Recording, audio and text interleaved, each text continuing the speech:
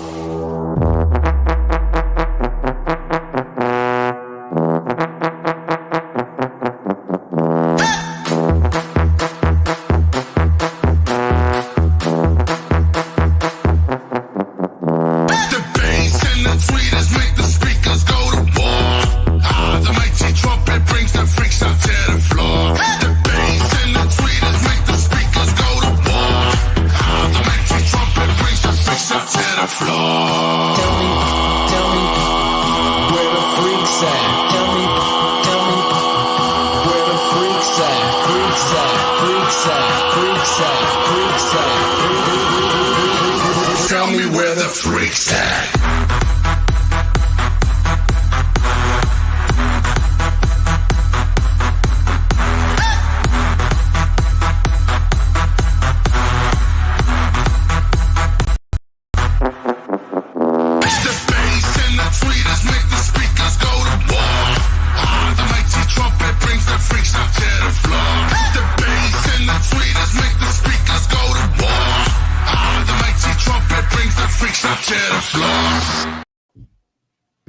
I love that song. Hola. Hey. No, what is going on? Welcome in, everybody. Nothing's working the right way. Little Timmy trumpet to kick it off. Is that who that is? Yep. Okay. Hey. Hope everybody's had a good Tuesday. I overslept and missed my chiropractor appointment this morning. We all know how you like them. Yeah. Had a headache and then overslept and oh well. I did get something. I know we got to get reading, but I did get something. So yeah. I went and voted. Got my voting done. Nice. It's one of those, get out and vote. If you don't vote, don't complain. And if you don't know why you're complaining, don't bother. Yep. But there was a Cracker Barrel right down the road. Oh, look at that. I found something. What'd you get? What'd you get? Oh. Is it a glass bottle? They happen to have. Oh, they had the butterscotch beer we were talking about last today at lunch.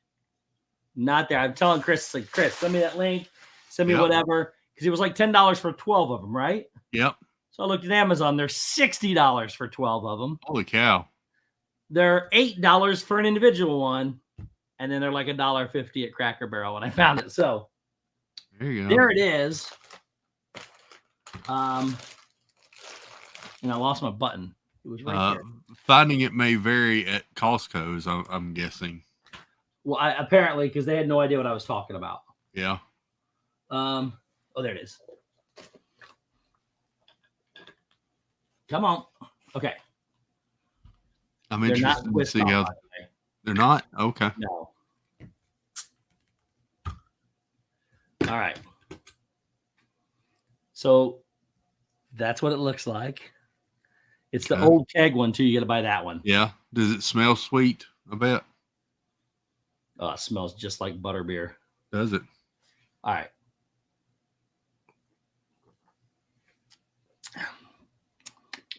Oh, that is good. Is it really? That is really good. That tastes just like the butterbeer at Universal Studios. Really? Yeah. Not the warm one, not the frozen one, whatever. but it tastes very good. I've always wondered what that butterbeer tastes like. Well, if you buy one of these, that's what it tastes like. The butterbeer, though, does have a foam on top of it that they put in there. So it makes it a little different. But the flavoring of this is exactly the same. Interesting. Okay. Man, that's so good. Guess I'll have to look for one. I gotta buy the pallet when it comes in from Costco. Yeah. It's probably not very good for you. It's only 180 calories for the bottle. Well, that's not terrible, I guess. Ooh. Oh. I bet it's high in sugar. One bottle, 92% of your daily allowed added sugars. Yep, there you go. We're going to set him down right here. There you go. I don't know if all Cracker Barrels will have them more. Sometimes it's kind of hit and miss with Cracker Barrel and what they have and don't have. Not sure. Steve just realizing that the serving size is 5 per bottle. No, it is one bottle, so that's good. It's servings of one, but that's how high it is. 92% of your daily allowed added sugars. It has, oh my God, 46 grams of sugar. Yeah, that's a lot. No protein. Hey, it's fat-free. Oh, wonderful. Only 2% of your daily sodium intake. Wendy wants to know what you ate at Cracker Barrel. I had the chicken, the Sunday. It's not called Sunday chicken anymore. It's called homestyle chicken. Homestyle chicken. Chicken and green beans and fried apples. That's what she said.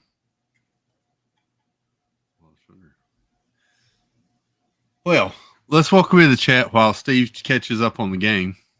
I've already caught up on the game. I'm watching it. I got mobile TV.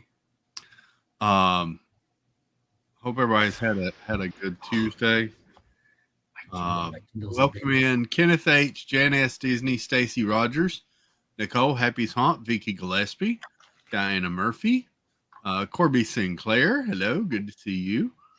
Fred O'Malley's here, and there she is. Lovely, sweet, beautiful Snickerdoodle. The Daisy Duck to my Donald Duck, the Minnie to my Mickey. The Rapunzel to my Flynn Rider. The Jasmine to my Aladdin. And the Ariel to my Prince Eric. We're doing all Disney tonight. And the Chili to my Bandit. And the Bo Peep to my Woody. Hey, beautiful. Technically speaking, if you said the chili to your dog, it would still be the same. Like a chili dog and Bandit and Chili are both dogs. It's true. See, so either way. It'll work. Snickerdoodle was able to get us Candlelight. Oh, so let me talk about that briefly. Well, go ahead and welcome in, everybody. Let's welcome in, everyone. Fred O'Malley, welcome in. Mama Debbie Burnfeld, hello. Katie Phillips, good to see you. There's Stacy. There's more in Memphis. Welcome in. Let's see. Snickerdoodle. Jason Thibodeau, welcome in. Wendy B, hello, dear. Let's see. Kenneth and Fred. IB Rebecca, good to see you. Good evening. Hope you're doing well. Let's see. Christine Hickman is here. Chris S, welcome in. Good to see you. Debbie Thuner, hello. Let's see. There's Mar. There's Nicole again. Ray Mazur, welcome. Good to see you, Ray. I thought I saw Maggie in here too. There she is. Hello, Maggie. Hope you're both doing well. Julie McCowan, welcome in. Snickerdoodle was happy about the song. Disney Freak, welcome. Good to see you. Nathan, hello. Ray, Julie, Maggie. Did I get a Ghost Host? Welcome. Good to see you. Kelsey Elizabeth. Hello, Kelsey. Good evening. I got Julie McCowan. I got Wendy. I think I might have got everybody. Okay. Just giving the double check. So all right. real quick, it's dining crap. Jeff Condon. I missed Jeff Condon. Sorry. What's up, Jeff? I did exactly what I was supposed to do. I was up early. I was on 3 different devices on 9 different browsers and my phone. I had it all set up to get into one of them. I'm on at 6 or 5:59. I'm on all of them. At 6 o'clock, they all spin. That button never showed up until 7:47 Holy crap. this morning on any device. So I started looking for workarounds. They were having all kinds of issues with their website. It was all just a cluster. And somebody said, go book a regular dining pack. Just go book a regular dining and scroll down through the restaurants, and one of them will say Epcot dining package. Really? So I did it that way, and that's how I was able to get it. But all the good times were gone. All the good times were gone. All the good restaurants were gone. So I got one that I wanted. The one big one that I really wanted was Gary Sinise. Nice. And Corey and I both wanted on Thursday night to get Patrick Sajak. I was able to get them, but they're both of the reservations are like 5:40, which isn't terrible. We wanted them about 6:15 before the 8:15 shows. At 7:47, the button went live, and at 7:48, there were no more available. Wow. Because I was still trying to grab a couple other ones just to have. So I know Snickerdoodle sent me a message at like 6:50 this morning, and basically saying that apparently it didn't work at 6 a.m. and she was very frustrated, but she ended up getting ours. What? She ended up getting us a reservation, but didn't with work. I didn't get where you wanted or when you wanted. No, actually, it was exactly what really. Yeah, we got the restaurant we wanted in a decent time, and nice. What time of the show? I think that we got the 8. That's what I do too. She didn't get ours booked until 7:12 a.m. Yeah, I was on at 5:59, like you're supposed to be. 6 o'clock rolls around, and everybody started getting into that thing, and or trying anyways, and it was just crazy. And then I would get in, and there would be no button. Dozens of times I got in because I was running all these different browsers. Dozens of times I got in, nothing there, until I was read online about how jacked up it was. Yeah, and somebody said, "Go book her." You literally went to your regular thing, added a dining, and scrolled down, and one of the restaurants we had to pick the day. Then one of the restaurants was Epcot dining package. Then that redirected you to the pick your time, pick your restaurant, pick your day. I was like, that's such a glitch that just terrible. But anyways, otherwise I would have had different shows, the ones I wanted, but that would work. I will tell you Stephanie L, welcome in.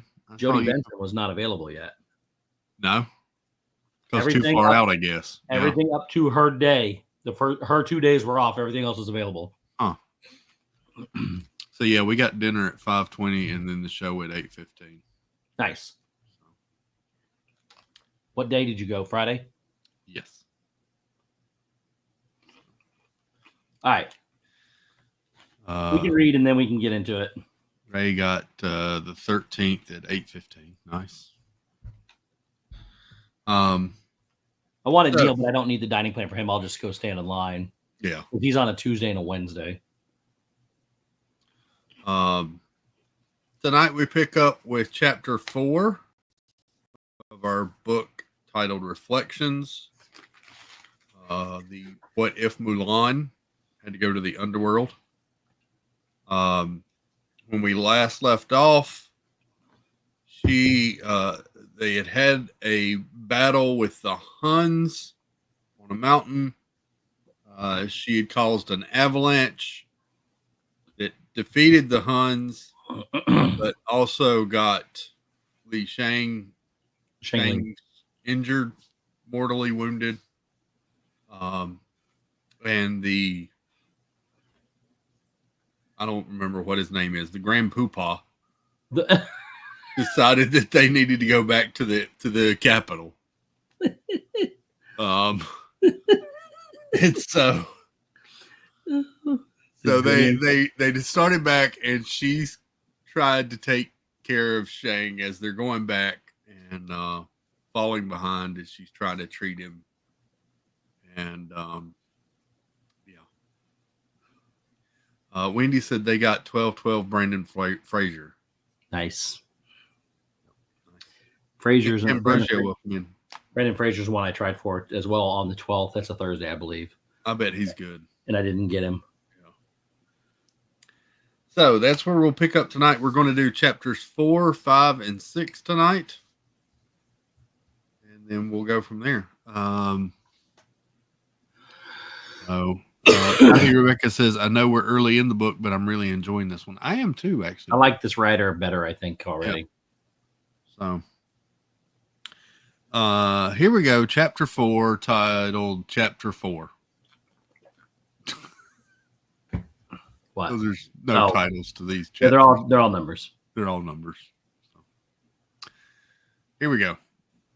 It was dark by the time Mulan made it down the mountain and caught up with the other soldiers, lighting a lantern to help guide their way to the camp. Mulan saw Shang's breath curl into the cold air. She shivered. It was warmer down off the pass, but the air was still chilled, and she knew it would only get colder as the night went on. She adjusted the blanket over Shang's body, then chirped to hurry Khan along. Almost there, she chanted, not sure whether the reassurance was meant more for her horse or for the sleeping Shang. Almost there, almost there. The soldiers had made camp along the outskirts of a small forest around the base of the mountain. The sight of blazing fire with smoke unfurling into the sky, a pile of freshly cut wood, and the cluster of sturdy wind-blocking tents lifted Mulan's heart. And Khan's, it appeared. Once the horse saw the fire, he picked up speed. Ping! Yao and Ling hurried over to help her lift Shang off Khan's back. Chi Fu saw her too. He crossed his arms and glared at Yao and Ling. Where do you two think you're going? He shouted. Come back here. We're going to cut some more wood, Ling responded. Be right back. Insupportant ruffians, Chi Fu harumphed, then pushed open his tent flap to go back inside. He glanced back, fixing a stare at Mulan. I knew Captain Lee wasn't ready to lead. I knew he didn't deserve such a great responsibility. And look now, if his soldiers had learned to follow his orders, he wouldn't be dying. He raised a fist at the Emperor's council. The captain isn't... Yao raised a fist at the Emperor's council. The captain isn't dead. But Chi Fu had already swiveled on his heel and gone inside his tent. Mulan bit her lip and turned to her friends. Thanks for the help. We were worried you got lost, replied Ling. How's Captain Lee doing? Mulan shook her head. Her eyes were swollen, her voice raw. Not great. Yao's shoulders slumped. He was usually the most belligerent of the group, but even his bruised black eye looked sad. We caught some pigeons. Chin Poo's making soup. I'll bring you some. All right, Mulan said tiredly. How long had it been since she had eaten? How could she be hungry when Shang was fighting for his life? Still, she forced a smile. Shang could use some good hot soup. Are there any more tents? Take mine, Ling offered, pointing. We made it ready for you. Mulan looked at her friends gratefully. You guys are the best. It's the least we could do, Ling replied with a shrug. He picked up Shang by the shoulders. Yao lifted the captain's legs, and they walked with her to the tent. What are you doing? Chi Fu cried, popping out to observe the soldiers carrying Shang into Ling's tent. I said no one is permitted to help Ping. We made camp, Yao argued. What does it matter if we help him now or not? So report me. And me. And me, Chin Pu chimed in, holding up a soup ladle. Chi Fu grunted, and he scrambled furiously on his scroll. I will. Chin Pu shrugged. Dinner's almost ready, he said, as cheerfully as he could muster. A pot bubbled over the fire, and Mulan inhaled, savoring the delicious aroma of hot, freshly prepared soup. As the soldiers crowded around the pot, eagerly slurping, Chinpu helped Mulan and the others to settle Shang into Ling's tent. Most of the tents in the camp were patched together out of saddle blankets, capes, and animal skins, but Ling had managed to procure one of the Hun's tents. Several wooden poles propped up its triangular roof, and the material was thick muslin like tents in their training barracks at the Wuzong camp. Chinpu could barely fit inside. We made him a bed out of some wood, Chinpu said, gesturing at the makeshift bed in the center of the tent, outfitted with a thin pallet of extra blankets. He'll be more comfortable traveling that way. We will help you carry him tomorrow. Mulan's heart warmed and her spirits lifted. Her friends had thought of everything. There was even a little stool and a bucket of clean water with a neat stack of cloths next to it. She dipped one of the cloths into the bucket, wrung out the excess water, and started peeling away Shang's bandages to clean his wound. Yao and Ling returned with 2 steaming bowls of soup. I'll eat later, Mulan said. Too much to do now. She filled another cloth with snow and placed it on Shang's forehead. Ling crouched beside the captain and tried to feed him some soup. He's still unconscious. She nodded. He woke up a couple of hours ago, but he's been out since then. She swallowed, trying to stay positive. He stopped bleeding, so we won't have to cauterize the wound. She let out a small sigh of relief. And I don't think it's infected, which is good news. Her voice felt soft, but I can't get his fever down. The wind whistled outside, shuffling the tent's flaps. Mulan leaned against one of the wooden poles and started removing her armor. She hadn't realized how tired she was, how her muscles ached, and her body demanded rest. She could hardly keep her shoulders up. You need to eat something, Yao said, observing her. You need to sleep, Chinpu said, noting the dark circles under her eyes. Mulan shook her head. The only reason Shang is injured is because he saved me from Shan Yu. It's my duty to take care of him. We could all take shifts. We three have been a great help already. Wait, you three have been a great help already. We fought hard today and we all need our rest. Her voice was firm. No one dared argue. Yao patted her shoulder. All right, Ping, he said reluctantly. You got it. But let us know if you need anything. We'll be right outside. I will, Mulan promised. Her friends left the tent, and Mushu crawled out of his hiding place in Mulan's pack and went to her side. Mulan knelt and covered her face with her hands. What if he doesn't wake up, Mushu? She whispered. What if he dies? Shang's request to have her take his ashes home to his mother haunted her. Even he thought he was going to die. This is all because of me. You've got to stop blaming yourself, said Mushu, climbing on top of the stack of claws. What happened to Shang is not your fault.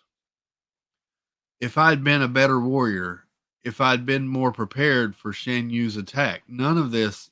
Hey, Mushu reached out a claw to pat Mulan on the shoulder. If not for you, everyone would be dead.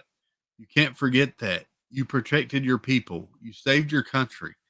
You can't save everybody. Mulan didn't reply. Deep down, she feared Mushu was right. Staying awake was hard. She rubbed her temples. They throbbed, the pain shooting up behind her eyes. She promised herself she'd watch Shang all night, but she was so tired. The fire outside was dying, and Mulan left Shang's side briefly to feed its embers. The sky was black and starless. All was quiet in the camp. Yao and Ling, who were supposed to be on guard duty, had nodded off, and when she went back into her tent, she heard Mushu snoring. Even Cricky was asleep, comfortably resting on top of Mushu's scaly stomach. The pang of loneliness tugged at Mulan. She leaned against the tent pole and looked at Shang. He hadn't moved since they had arrived at camp, hadn't made a sound either. The only reason she knew he was still alive was the slight rise and fall of his chest, the occasional flinch of his brow, and the faint tinge of color in his cheeks. She had no success at all getting him to drink Chinpu's soup. Every time she tipped the bowl to his parted lips, the soup just dribbled out of his mouth. Once or twice his teeth clenched as if he were in pain, in terrible pain. So she watched him, waiting for any sign he might awaken, but he didn't. The broth was cold now, almost frozen. She picked at it with a chopstick, then sipped the liquid dribbling from underneath the layer of ice on top. Once the ice cracked, she tilted the bowl toward her lips, forcing the broth down with one gulp. As she drank, she closed her eyes and tried to imagine she was drinking her grandmother's porridge. What she wouldn't give for a hot bowl of fish congee, sprinkled with green scallions and topped with a dollop of sesame oil. She'd even have willingly downed one of her mother's herbal soups. Fa Li used to make red sage soup almost every day when Mulan was growing up. How she'd hated the smell and pungent taste. She used to pick out the chopped pieces of the root and chew on the sweet wolfberries instead. She missed home so much. If you wake up, Shang, she said aloud, I'll take you home for dinner. No, not for my cooking. I still have to learn a lot. But my grandmother, my Nani, she's the best chef on this side of China. Her pork dumplings would wake a dead man just to eat them. She cringed at saying, but forced a laugh. What do you say? She waited. No answer, of course. Feeling foolish as well as dejected, Mulan set the bowl aside. Her stomach still growled, but not as urgently as before. She lay down by Shang's side, propping herself on an elbow, and gently swept her hair off his and gently swept his hair off his face. His jaw was still tight, but his forehead was smooth, and his breathing was quiet. He looked more peaceful than earlier. Then she curled up and rested her head on her hands. She wondered if Shang was dreaming of his home, his family, his friends back in his town. She hoped so. She hoped he was fighting to live. She wondered how little she realized how little she knew about him. She knew nothing about his family other than that his father had been the emperor's most trusted general. She didn't know anything about his life growing up either, what he liked to eat or read, even where he was from. As their leader, Shang had avoided socializing with the troops. He had never joined in drinking games or jokes. After meals, he had always retreated to his tent to study battle plans and maps. Then again, no one had ever sought him out. Now Mulan wished she had gotten to know him better. She hadn't realized until now how dedicated Shang had been to ensuring the regiment became a team. Most other captains probably wouldn't even have known her name, but Shang would run alongside her and the other recruits to make sure no man was left behind. He sculpted each soldier's individual weaknesses into strengths, and he had even risked his life for her. Still thinking like that, she thought miserably, you sound like he's going to die. She watched his chest rise and fall. The movement was imperceptible. She wondered if she imagined it. She couldn't even hear him breathe. Reaching for his wrist, she kept his hand over hers, feeling for his pulse. Still there, still faint. Shang is not going to die, Mulan whispered aloud. She choked back a sob. He's not. But even she couldn't persuade herself. Moisture tingled in her eyes, and the swell in her throat hurt more and more as she tried to hold her emotions. He's not. Hot tears trickled down her cheeks as she unfolded her arms and sat up. She wiped her face, tasting the salt in her tears as they slipped into the corner of her mouth. Her hands trembled at her side, and her head felt light. Fatigue was catching up with her, and she blamed it for her doubts. Need to sleep, her body begged. Just a little, just for a few minutes. No, the world swayed, her eyelids half closed. Must watch Shang. Must watch. You can't take care of him if you don't take care of yourself. Sleep, just a little. Just a little. Finally, Mulan crawled away from Shang's side and retreated to the back corner of the tent, leaning against a pole. She hugged her arms around her chest and stretched out her legs over the frosted grass. She breathed slowed. Her breathing slowed. She didn't know how long she slept, minutes or hours, before a burst of wind brushed her cheek and woke her. Moonlight seeped into her eyes. Had the tent's flap come loose? Mulan jerked upright with worry and started to get up to close the flap against the chill breeze. But then she froze. It wasn't moonlight at all, or a loose tent flap. It was a man leaning over next to Shang. He was dressed in a military uniform, but he wasn't one of Shang's soldiers, and they had to be days from the closest village. That was odd. But even odder, he glowed. Was she dreaming? Mulan rubbed her eyes. He still glowed. From his hair to his boots, he radiated a soft greenish blue, as if someone had put a lantern in the deepest part of the ocean. His ghostly face shone so brightly Mulan couldn't make out his features. His voice was low and soft. Please don't die, he said to Shang. It's not yet your time. Careful to stay shrouded in the shadows, Mulan rose. She didn't recognize the stranger, and his uniform was blue like the rest of him, so she couldn't identify his rank.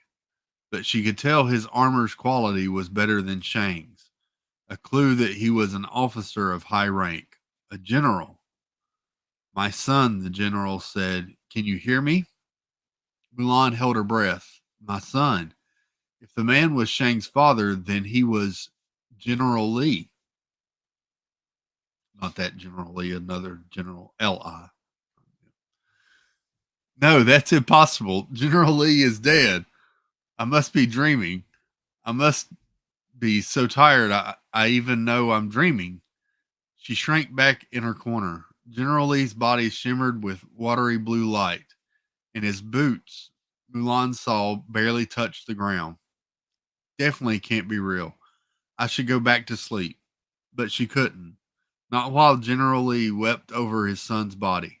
She watched his shoulders shake as he exhaled. It was ragged, sorrow-ridden breath, one that touched Mulan to the core.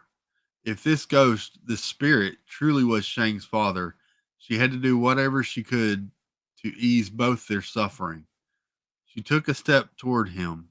If General Li saw her, he didn't acknowledge it. His attention was on his son. Do you remember, Shang, when you were a child? He said.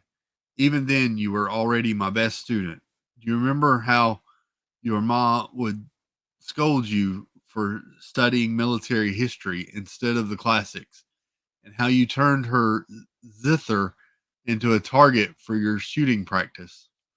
I had to reprimand you, but inside I was so proud.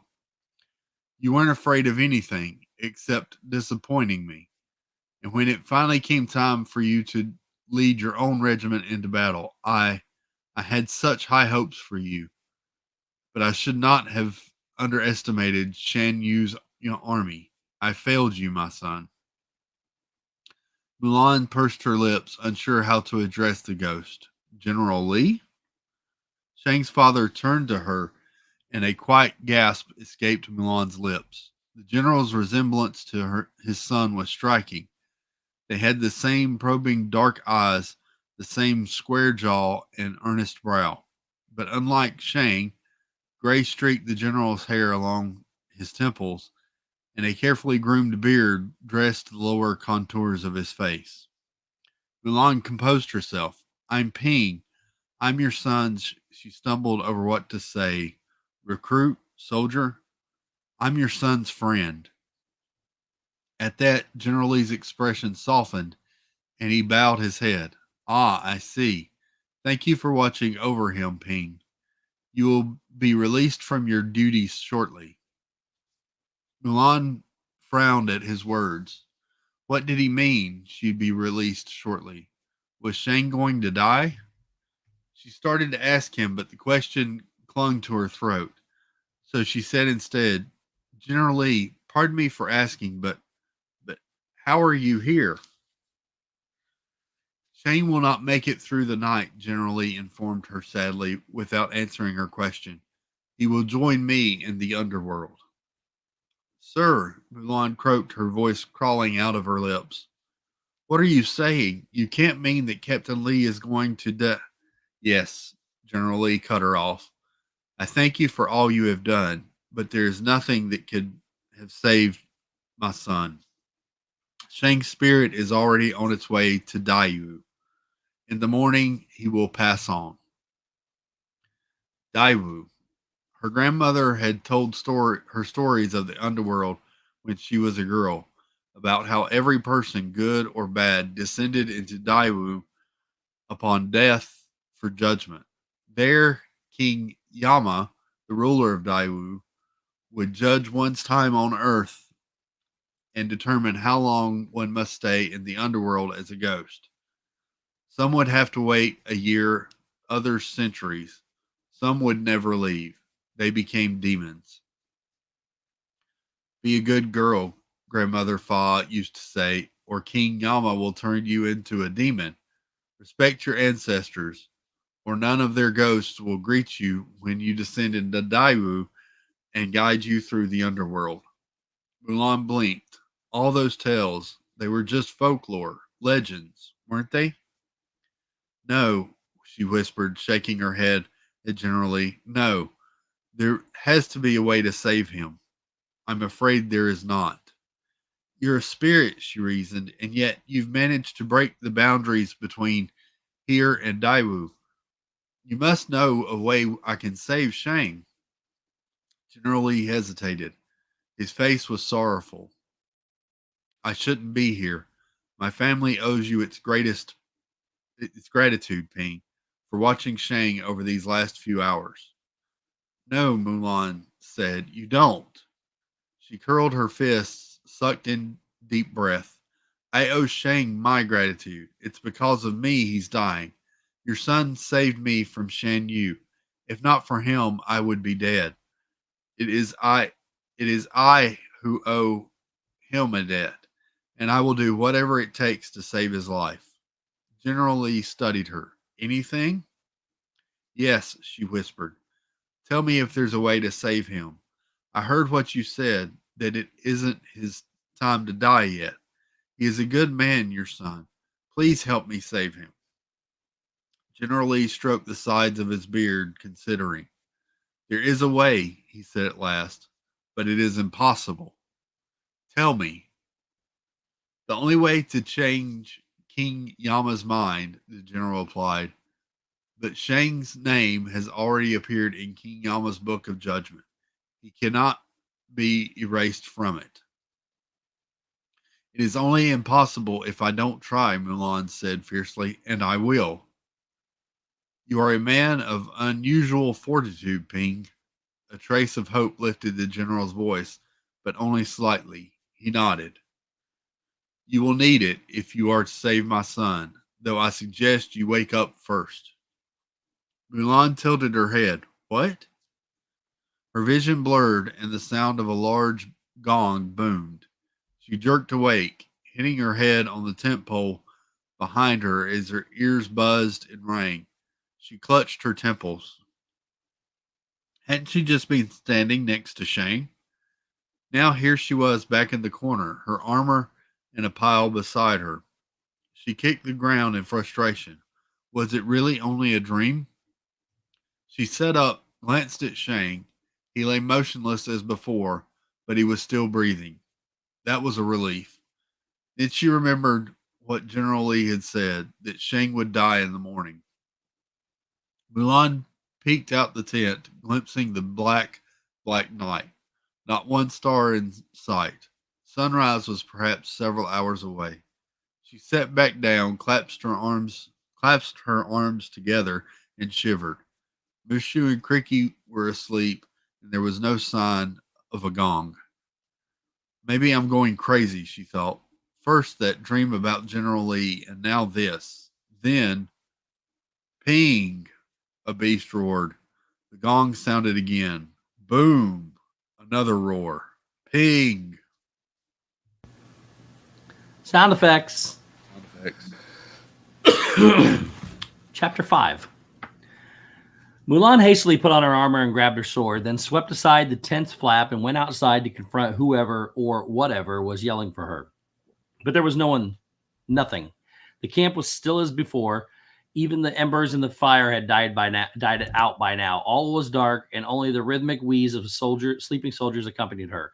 Mulan frowned. She could have sworn she heard something, but she must have been wrong. Still, as she turned back to her tent, something rustled in the distance. There you are, a deep voice rumbled. Mulan immediately whirled and held up her sword. She half expected to see the Huns surrounding the camp, but she was still alone, or so it seemed. Stop dawdling, the intruder spoke so loudly he ought to have woken up the entire camp, but no one stirred. Did they not hear this thunderous voice? Are you a soldier or a tombstone? Didn't anyone tell you were in a hurry? Mulan ventured out into the camp, following the direction of the voice. She carefully stepped over the sleeping friends, then headed toward a thick tree trunk in a dark corner. Who's there? Show yourself. The intruder growled. Show myself? I'm standing right in front of you. Look up. Mulan raised her eyes, then jumped back, startled. Not a tree trunk at all, but an immense stone lion. He was as tall as Khan and as wide as her tent. His eyes round were orange as persimmons, and an enormous, elegant jade pendant adorned his neck. He flexed his front paws into the snow, revealing dagger-sharp claws. Mulan brandished her sword and opened her mouth to yell for her fellow soldiers, but the stone lion moved, stepping into the moonlight with one massive paw. She gasped. Wait, or what are you? I am Shishi, the stone lion announced, proudly and regally. He peered at her as if waiting for her to look impressed. Mulan remained silent. I am the guardian of the Li family, responsible for aiding every Li hero for over 20 generations. So you're here to help Shang, Mulan interrupted. She glanced back at her tent, where Mushu, her own guardian, was still fast asleep. She frowned. You didn't expect to do it alone, did you? He squinted at her, then sniffled with disdain. No wonder the general sent for me. You're punier than I expected. Small and unpunctual, two worrisome traits in a soldier. Mulan overlooked the insults. Her eyes widened at Shishi's words, and hope flared in her heart. Shang's father sent you. You promised him you would save his son, did you not? I'm here to help you fulfill that promise, although now I'm beginning to think it's a fruitless quest. You're no match for the underworld. There's only one way to find out, said Mulan. Will you take me there? Climb on my back, Shishi huffed. Be careful when you take the braids and don't pull on my mane. His mane was thick and curly despite being made of stone. She reached for one of the elaborate braids, then hesitated, wondering whether she should wake Mushu to bring him with her. No, he'd just try to talk me out of going. He'd say it's too dangerous. Dangerous or not, she made up her mind. She wouldn't let Shang die, not if there was a chance to save him. Hurry, little soldier, barked Shishi. We don't have much time. Mulan grabbed Shishi's braids and settled on his back. Before she could ask another question, Shishi let out a terrible roar. Suddenly, the earth gave a terrible quake, and the ground beneath them split. As Mulan jolted back from the tremor, her sword fell out of her grasp and clattered on the ground. My sword, Mulan shouted, trying to jump off Shishi and retrieve it. Wait, it's my father's, but the lion couldn't hear her, not as the earth trembled and his roar echoed across the camp. I hope you have a strong stomach, little soldier, shouted Shishi. Then, without any further warning, Shishi leapt through the hole. And down they fell into the depths of the Dayu, the underworld. Chapter 6. Mulan clutched Shishi's mane with both hands, holding on so tightly she was sure her knuckles turned white. Not that she could see anything. She might as well closed her eyes. The fall into Dayu was so dark she couldn't tell whether they were actually falling or whether Shishi was bounding down an invisible tunnel. It was probably a good thing she hadn't had too much to eat. Even with an empty stomach, Mulan felt her insides twist and roil as they fell. Be strong, she told herself. Be strong for Shang. She didn't know how long she pressed her face against Shishi's stone head, for time squeezed and stretched. It was all she could do to grasp the forebreath as they careened down and down. Shishi landed on his paws with a thump. Still there, little soldier? Mulan caught her breath and waited a beat for her stomach to stop churning. Still here. The stone lion grunted, a sound that somehow indicated he was half impressed that she was still in one piece and half disappointed that the fall hadn't terrified her. Most men get sick on the way down here. I'm not most men, Mulan thought, but she kept it quiet and climbed off Shishi's back. It was still dark, so it took her a long moment before she realized the change in Shishi. Gone was his carved stone, replaced by a rippling coat of fur and a thick, coarse mane. Yes, Shishi interrupted. This is how I would appear if I were normally your guardian. I know I'm magnificent. You can thank the magic in this place for letting you see me this way. Otherwise, not being a member of the Li family, you wouldn't have the honor. Mulan rolled her eyes in the shadows. Even Mushu wasn't this arrogant. She dusted her pants and inhaled. The air was musty and dank, but it was warmer down here. After being in the snow for so many days, she had forgotten what it was like not to be cold. Slowly, her vision adjusted to the darkness. Sharp pointed stalactites hung from the ceilings. In the dim light, they glinted like iron knives, but when she reached out to touch one, limestone, she murmured. They were in a cave of some sort. Is this Dayu? Not quite, Shishi replied in a hushed but harsh tone. Ahead, deeper into the cave, was a vermilion gate, its color somehow bright against the cave's worn stones. Shishi tilted his head toward it. Move quickly now. It's best not to be seen, Mulan whispered, finishing the warning for him. Shadows flickered from the near distance, and footsteps that weren't their own shuffled in the dark. Her jaw slackened as she realized she and Shishi were not. Why do we have to keep saying Shishi so many times? Oh no. So she realized she and Shishi were definitely not alone. A horde of monstrous-looking creatures surrounded them. Their eyes bulged like yellow moons studded with blood-red pupils. She had horns, other scales or fur thick as a bear's. Not one looked like another. Man, I'm struggling here. Yet despite their beastly features, they stood on 2 feet and had 2 or 4 arms almost like humans. Demons. No trespassers, they hissed, pointed their spears and swords at Mulan's and Shishi's throats. No trespassers allowed. Shishi snarled at the demons. I'm here on business. No trespassers. All trespassers must die. Well, I cannot, Shishi said with a sniff. I'm actually made of stone. The demons were guards, realized Mulan. She flicked a glance at the gate's 2 vermilion pointed doors. That had to be the way into Dayu. This one's still living, one of the demons said, staring at Mulan. White hair protruded from his inky blue scalp, and unlike the others, he carried 2 weapons. He sniffed her, and Mulan wished she still had her sword. Still fresh. The rest of the demon guards turned to her now. Great.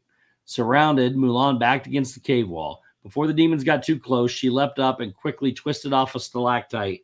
She held the makeshift weapon above her head, ready to strike any demon that dared attack her. But there were so many of them. They're probably stronger than men, she thought, taking into their swelling muscles and their curved nails, their rotten yet sharp teeth. We're here to see King Yama, she shouted. Let us pass. No trespassers, the demons repeated, and especially no human trespassers. Don't you know who I am? Shishi thundered, whipping his tail back and forth to keep the demons at a distance. He bared his teeth at them. I am the legendary guardian of General Li's esteemed family. Now open the gates and let me pass with this boy, or King Yama will be furious. A few of the guards hesitated. He will punish you all, Mulan agreed. He'll throw you into the mountain of flames, Shishi said diabolically, or better yet, the river. Mulan had no idea what Shishi was talking about, but his threats clearly impressed the demons. Their yellow eyes wobbled with fear and uncertainty. Their hesitation grew, and they lowered their weapons. What about the living one, the blue demon said, cocking his head at Mulan. This is my little soldier, Shishi replied. He's not entirely human. There's a bit of fairy blood in him, but he's so small. I'm stronger than I look, Mulan spoke for herself. She kicked at the closest demon, smashing his wooden spear into two. The blue demon didn't look convinced, but he withdrew his weapons. Very well, we'll let King Yama decide. Open the gate and take them across the bridge. Bridge? The blue demon snatched the stalactite from Mulan's hand and crushed it in his fist. Someone tied a rope over her wrist, then pushed her forward toward the vermilion gates.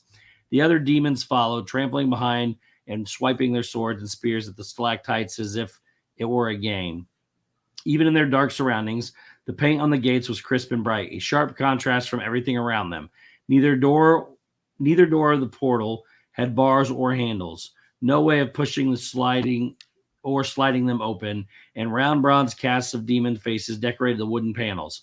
The eyes on the bronze medallions flickered with fire. Mulan could have sworn they were all watching her. Some faces smiled, a few frowned, and more than a few snarled.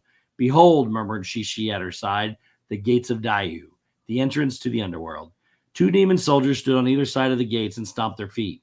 Then they each pressed one of the demon faces so quickly Mulan couldn't tell which ones they touched. The gates let out a tremble, then began to slide open. As soon as the opening was wide enough for her to pass through, the demons pushed her inside. Shishi materialized beside her. Stop gawking, the blue demon said, snickering. You're in the underworld now. The gates of Daiyu thudded shut behind them, but Mulan didn't look back. The view ahead nearly made her forget where they had come from. Mulan's breath caught her in the throat as she Mulan's breath caught in her throat as she stepped onto a ledge inside a cavernous chamber.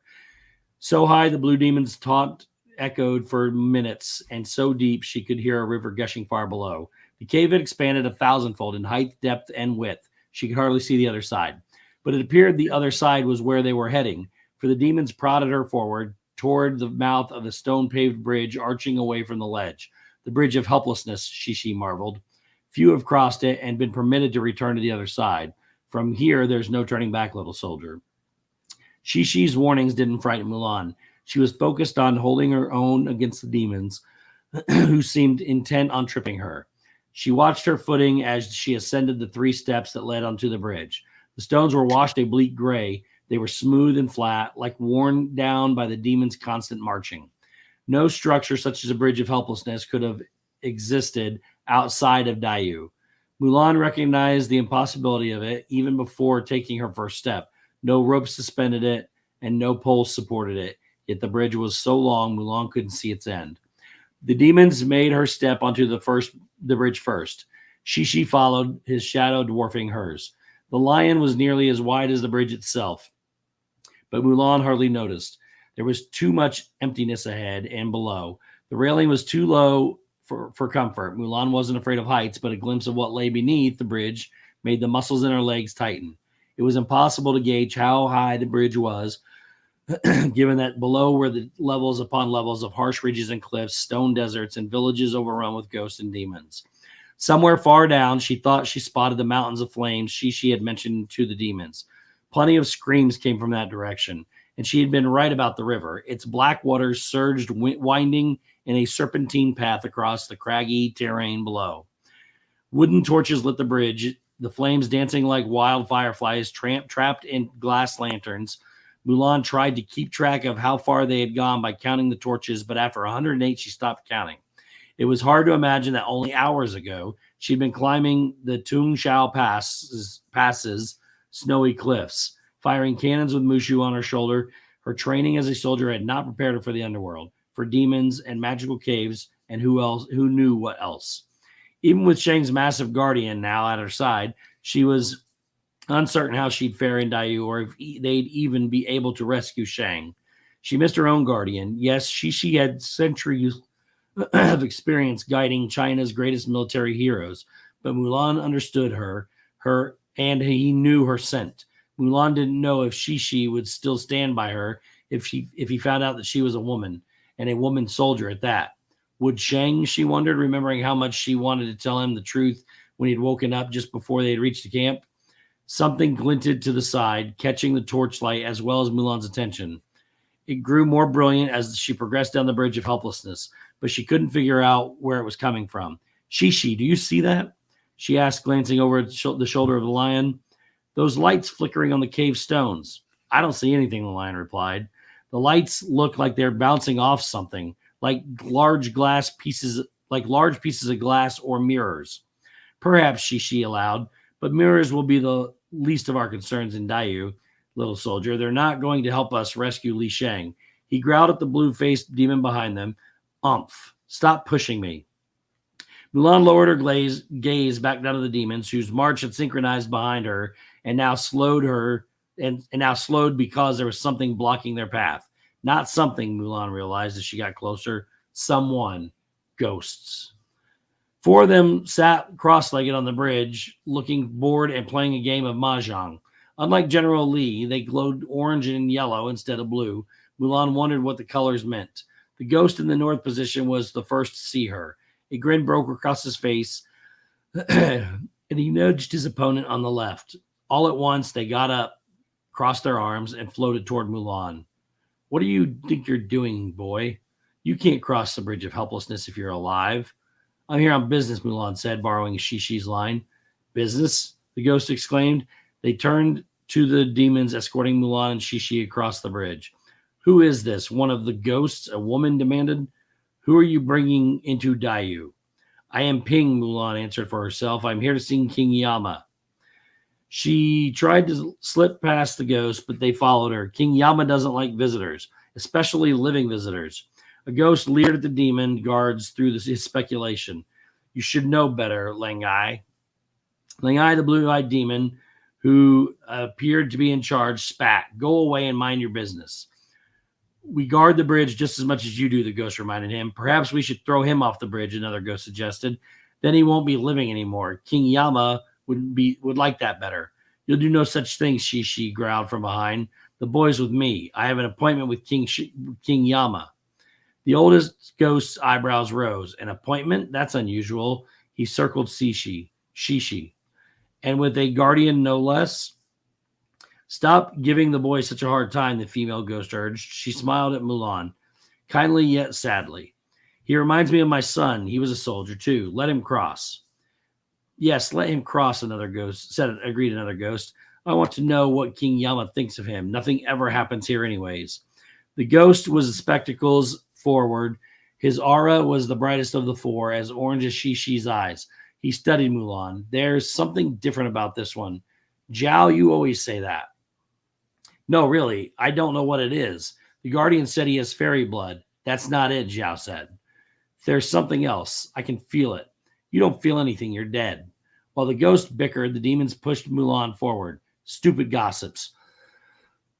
Excuse me. Stupid gossips, Lang Ai muttered under his breath. Be happy. Now you've gotten the attention of the ghosts. Is that bad, Mulan asked. The demon laughed maliciously. You'll see. Zhao, the ghost with the spectacles, was still watching her. A curious expression unfolding on his translucent face. Let's keep an eye on this one. It isn't every day we see an outsider visit Daiyu. There is something different about him.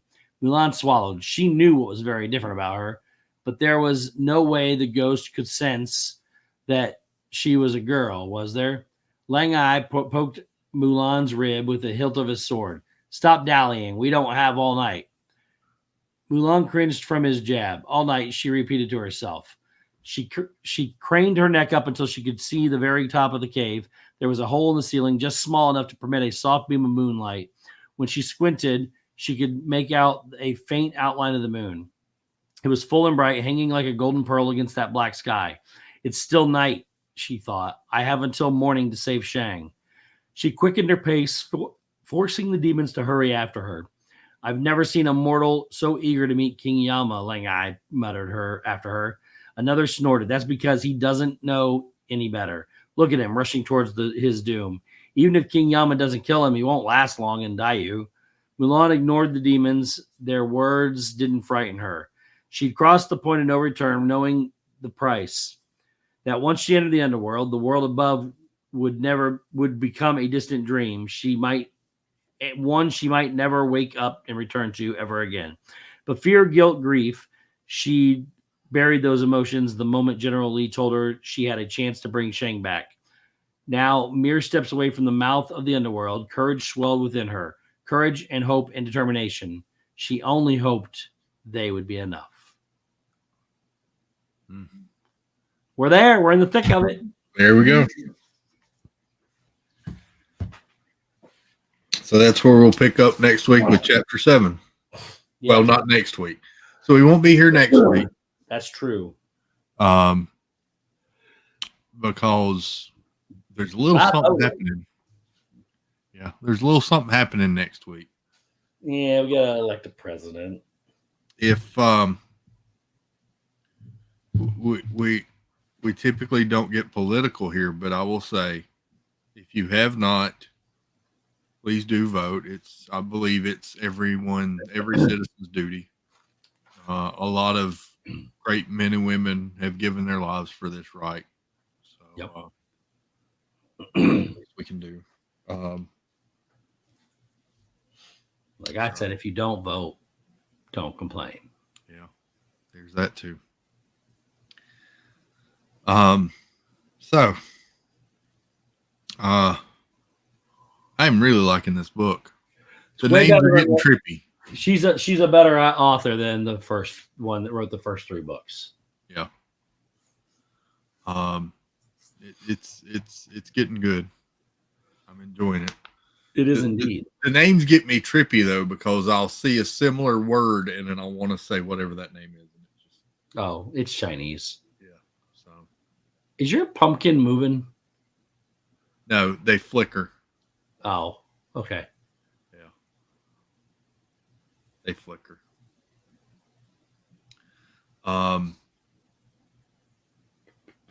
When I have to re-listen today, I was late. No worries, Jeanette. You're never late. Good to see you. Hey.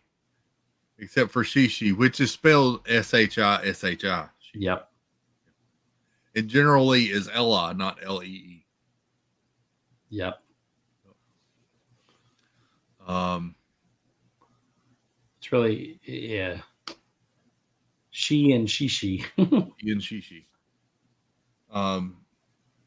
And sometimes it still gets me trippy when they call her Ping and when they call her Mulan. Yeah. It takes me Let's to figure find out she's a girl already. Yeah.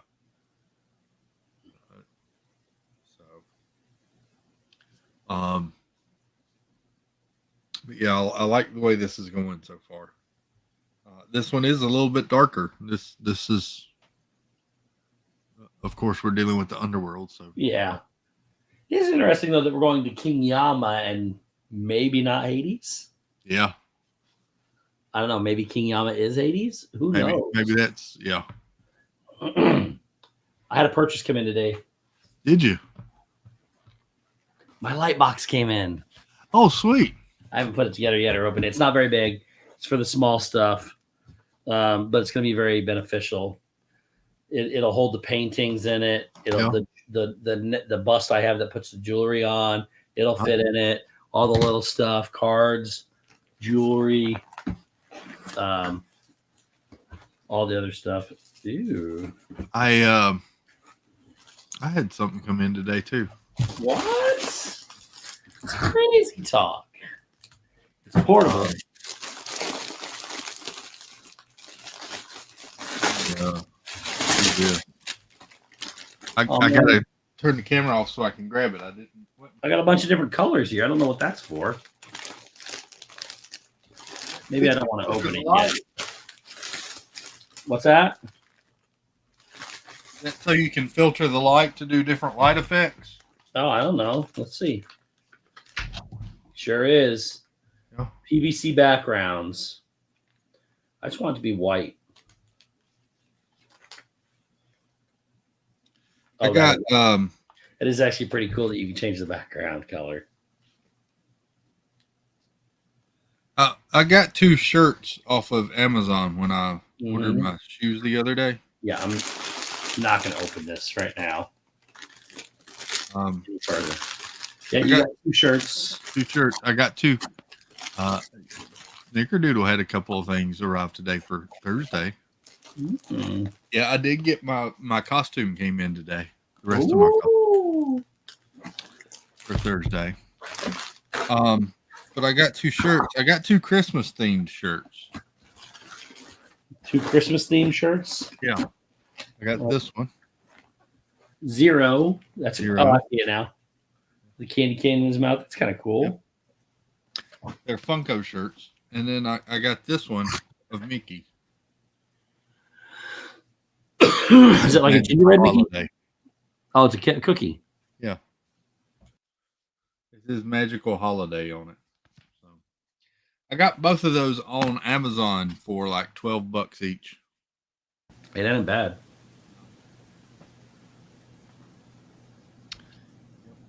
And my Perry Como record came in today. Woo! And Living Stereo. That's what it's called?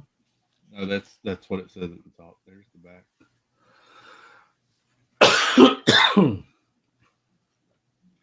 Season's greetings from Perry Como.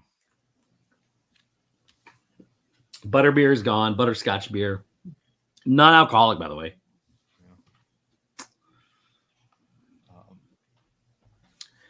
Good stuff. Yeah, the box that Disneyland fan sent me said non-alcoholic, good for all ages or something. Vicky says they're supposed to have storms Thursday and high winds. Really? Stay safe. In Indiana? Yes. He did get it. He drank it earlier. I just finished it. So we were talking. I went to Costco. They don't have it. So Costco, what was it? 12? You get 12 of these for like $10, something like that. It is exactly like butterbeer without the froth on it. I think it is. So I went to Costco. They don't have it. Yeah. I looked up Amazon. They're $60 for 12 of them instead of 10 for 12. That's crazy. I'm not paying that. Individuals were like $8 a bottle. I said, no, not do that. But I went and voted today, and 0.3 miles away was a Cracker Barrel. I went to Cracker Barrel I had to try it, Jeff. It's not diet. Not good. It's not good. It's not good. You've got the link now, Jeff. Yeah, Jeff, I'll wait till you get in here before I tell you what's in it. Yeah. So anyways, I was leaving, went to look for some stuff. Got him. Oh, he dropped the ball. What's the score? It's the bottom of the 8th, 6-4. The Dodgers would have swept tonight had they not given up a grand slam in the second inning or whatever it was. Oh. And they had him toast, and he kicked the ball. How did he knock the ball out of his? Wow, he was. They could still come back and score 3 runs. That's ridiculous. We had the ball. We went threw him out at second base. He hit it with his hand, hit it with his head, hit it with his shoulder, and knocked the ball out of our glove. Yeah. What's Freddie done tonight? Freddie led off. He 2-run homer in the first inning. There you go. Yeah. It should be sweeping here, but keep in mind this is a bullpen game. I don't know how many pitches we've thrown already, but we're throwing our bullpen. So we didn't expect to win this game, but we should be in it. Let me go here real quick, just in case any of you are doing. Sean Rogers, what's up, buddy? Hey. Just in case anybody's doing early Christmas shopping. Oh crap! You've got 10% off site wide with code 10OFF, and today is Toy Tuesday, so you get up to 40% off on nice toys on Shop Disney. I packaged paintings. Oh, sweet! I forgot to sign them. I got to pull them out. Oh, you wanted yours, right? Yes. Okay. Keith, welcome in. And did you want them front or back? Hey, Keith. There's Sean. Did you want them on the front or the back? I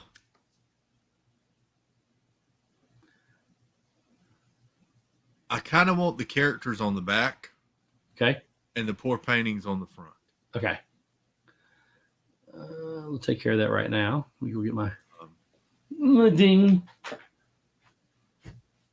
Wendy says, might put Christmas out this weekend. Not even kidding. I'm here for it. Let's do it. What? She might put Christmas out this weekend. Yes.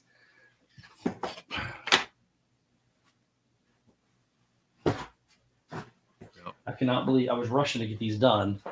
I cannot believe that I did not. Here's Chris's box right here. Oh wait, I'm not even on the camera. There's your box. Coming from Amazon, Chris. Coming from Amazon. So it's actually We're almost perfect size. It's what my light came in today. sweet. Oh, come on, Will. You gotta catch that. There are only 3 weekends between Thanksgiving and Christmas. You keep saying that, Wendy, and I'm starting to worry more and more. That's not much time for me to buy Christmas and to have a trip as well. Boy, it's going to be tight this year. There's 4. Thanksgiving's on a Thursday, so you have the weekend there. Then you got the 7th and the 14th and the 22nd. Yeah. There's 4 weekends. Jeanette says she's tempted too. We usually do it Black Friday, but both my daughters are away for Thanksgiving this year. So there you go. Go ahead and do it. Woohoo. That's why it's going up this weekend.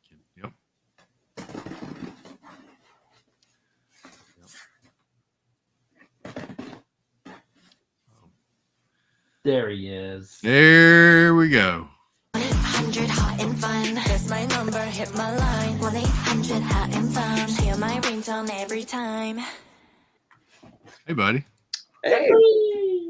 How you doing? Happy when that song comes on. I am okay. How are you guys? Pretty good. Did you have a good day? If I would have spent 2 hours waiting to vote. I didn't wait that long. But they were cutting us off. If we were not in the building, we didn't get to vote. And what they did is they wound up, the voters were nice. The people there, they opened up the rest of the room and ran people around the side of the thing so they get more people inside the building. As long as you were in line by 8, they said you would get in the vote. Well, here though, you had to be in the building in line, not outside. No, ours was both. We could be outside.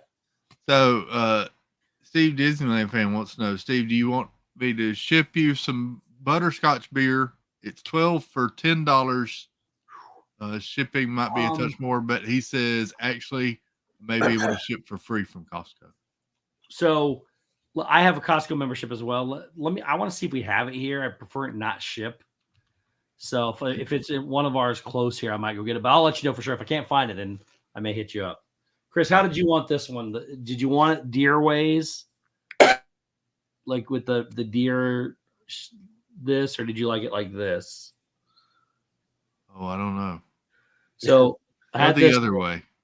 That way, somebody told me this looks like a deer. Like you look, see the eyes and the head.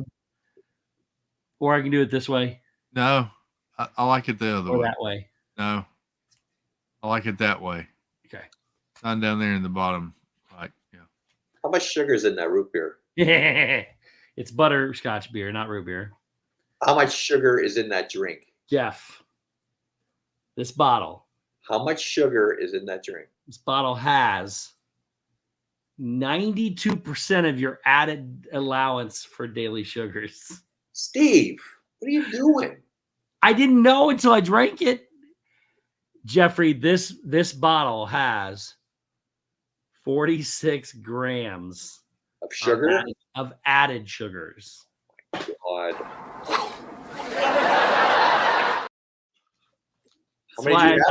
That's why I'm not necessarily wanting anybody to ship it. So how many did you have?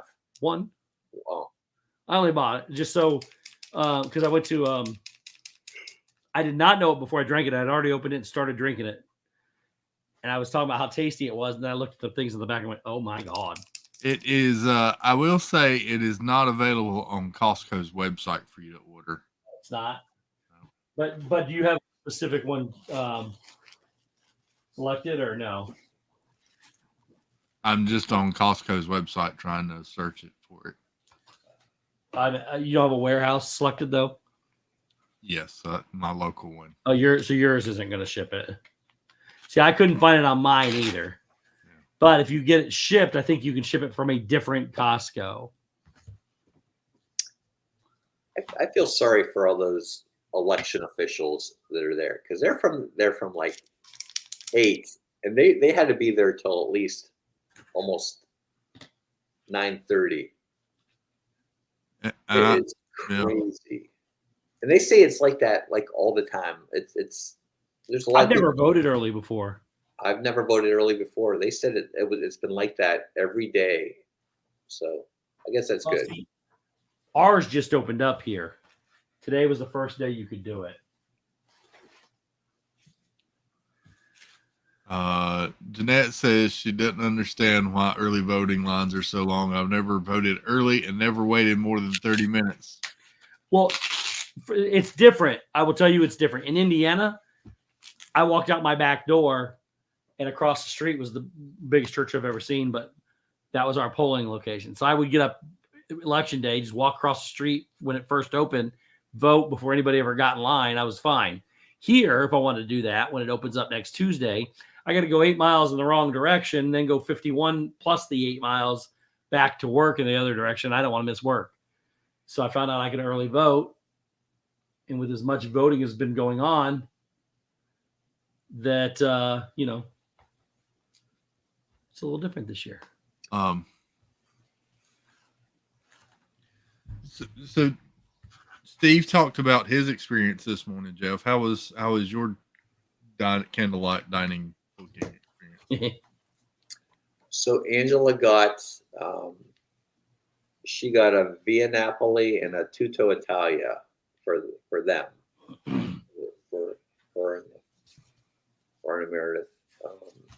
But I'm not sure how that would work at Via Napoli because I think you can't get pizza. I think you have to get entrees. Yes. Oh, really? I was reading that earlier because it's a if they have an individual pizza, you can do that, which I think they do. But I think they're going to do Tutto Italia though. They're just going to she's going to let that one go. Just what day was that one for, Jeff? That's for the Ralph Macchio. Oh, I can't go to that one anyway. On Friday. The same one we're going to. Okay. I won't be at that one. Why? Because it's Magical Night of Hope. No, that's not Magical Night of Hope, is it? I got to set up. It's the day before. Yep.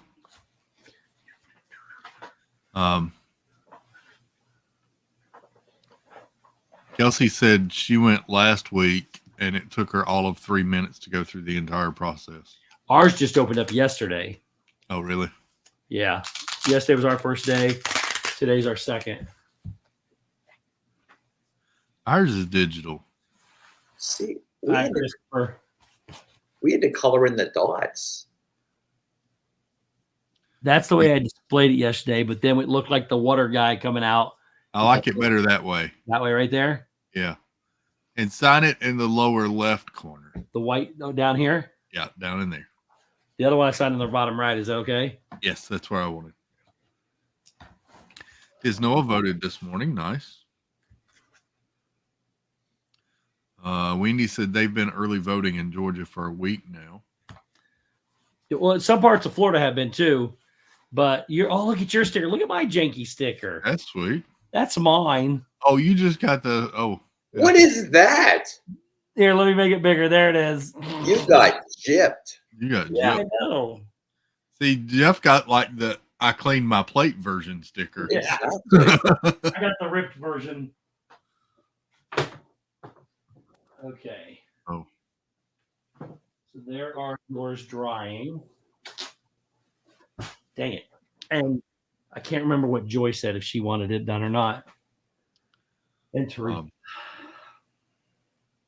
So we went there and they told us it was probably about a 2-hour wait. So we came home, we ate, and then we went back. And the line was a little bit shorter, but it wasn't much shorter. So we're waiting in this line for an hour and a half. We're like 10 people from going in. And Angela's like, do you think I have time to run to the bathroom? I'm like, are you serious right now?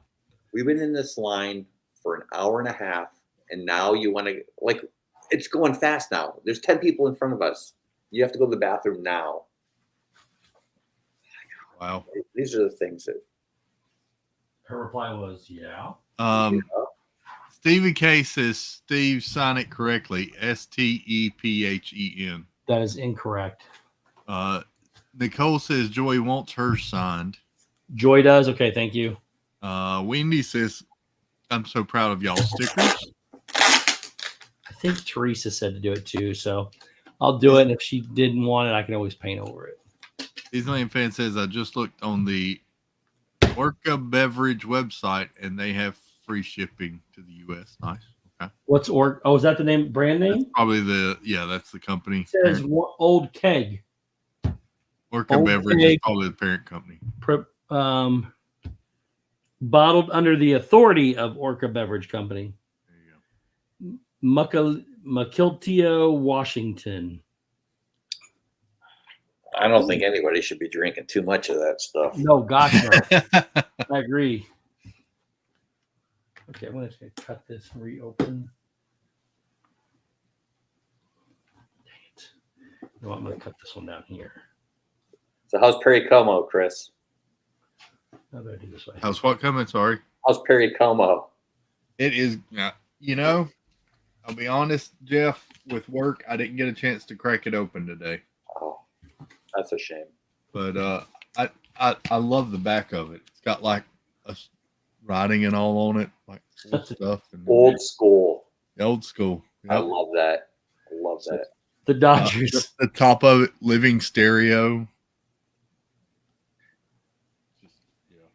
Today's a bullpen game for the Dodgers. They didn't expect to win. They were winning early, then they got behind, then they caught back up, and it was 6-4 going into this inning. They refused to take this pitcher out because they want to get through the game without having to use anymore. He's given up 4 runs so far this inning, or I think 4 or 5. So, but they keep. This is the most games in the World Series since 1978 by the Yankees. So, Oh wow. but to be fair, as I said, we're throwing. I don't even know who these people are that we're pitching. Yeah. But he won't take them out because he wants to just get through the game. He just wants to get through the game without using more pitchers because it's a bullpen game. I'm not Italian, Sean, actually, but I love me some Perry Como. And Who doesn't? I would have never guessed you were Italian. Irish, maybe. I am that. Did you package all those up and you're now unpackaging them? I forgot to sign them all. Oh my gosh, Steve. Oh, Steve, Jeff. The record label on this is even RCA Victor. Oh, that is gorgeous right there. Just like retro. Oh man. RCA Victor. They just scored again. He just he did just keep hitting balls and he won't take them out. So cool. I think it's funny. And he's out there going, just take me out of the game. All right, last one. I got a feeling while I'm working tomorrow, I'm going to be playing Christmas music on the record player. The pitcher is just, he looks like Danny McBride. He's just screaming into his mitt.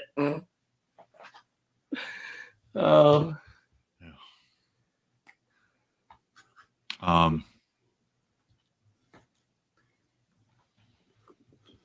So the pitcher is just ticked.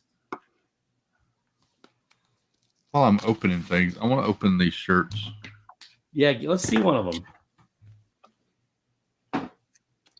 I like the pop shirts. I think they're real comfortable. They are. I've got one other one that I bought. I bought it when I started losing so much weight, and because it was cheap, really cheap.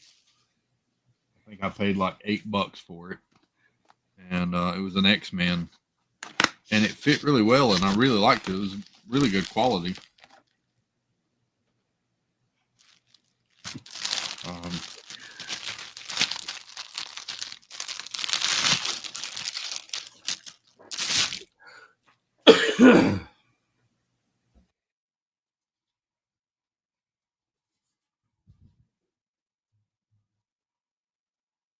you go.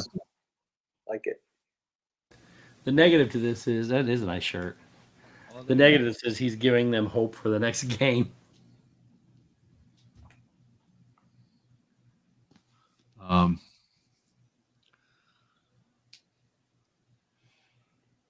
Nicole says, "OMG! I just now saw the score with the Dodgers.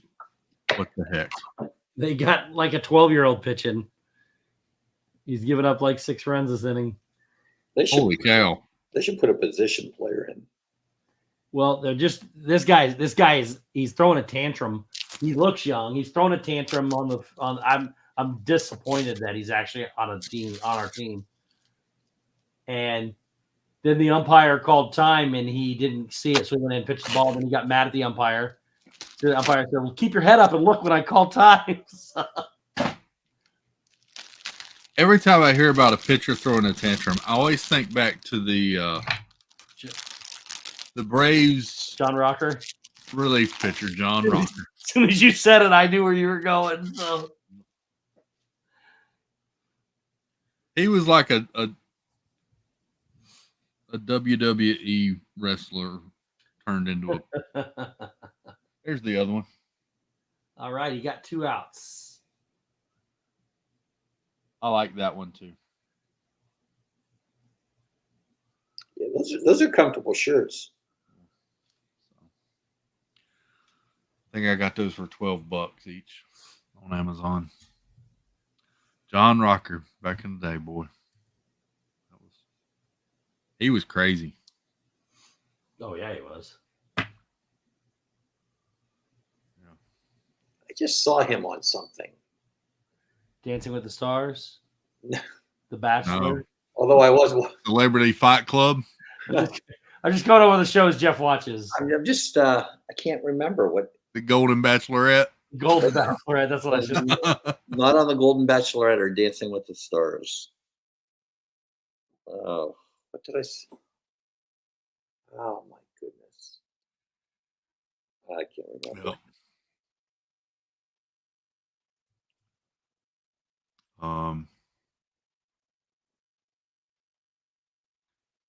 They have a hippo beverage. Oh my goodness. Mm. Have you tried the Beetlejuice? Oh, it's raining on them Fanta? now. No, there's a Beetlejuice Fanta. There's a Beetlejuice Fanta. Yeah, it Oh, wasn't now I good. gotta It look wasn't this up. good. It wasn't bad, but it wasn't good. It was like apple flavor. It was green. Here you go. Yeah, Fanta Haunted Apple. yeah. It wasn't bad. Wasn't good.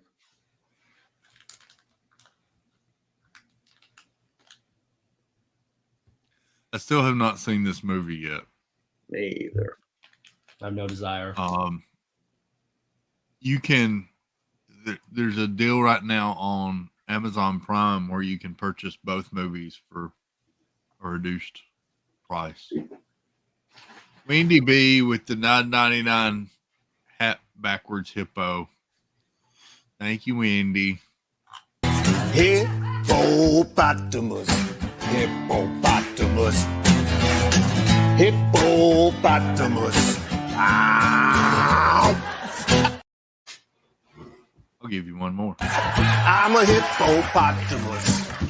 I like swimming, but I'm dangerous. If you get too close to me, I might just bite your feet. Oh. Hippo. Did Angie ever tell us what she thought about Beetlejuice? She did not like it. I think she ended up not liking it. She had to go see it twice to decide she didn't like it, though. I don't ever remember her saying.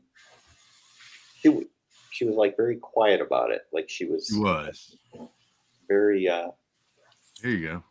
Oh, shoot. So, right now on Prime, you can get both films. This is an Amazon exclusive. The original Beetlejuice and Beetlejuice. The HD versions for $27.74. That sounds expensive. when you could probably watch the other one for free anywhere. The first one. You can also get both Joker films, but I'm not sure why you would want to. We haven't seen it yet, Chris. You got to be fair. I've heard way enough. I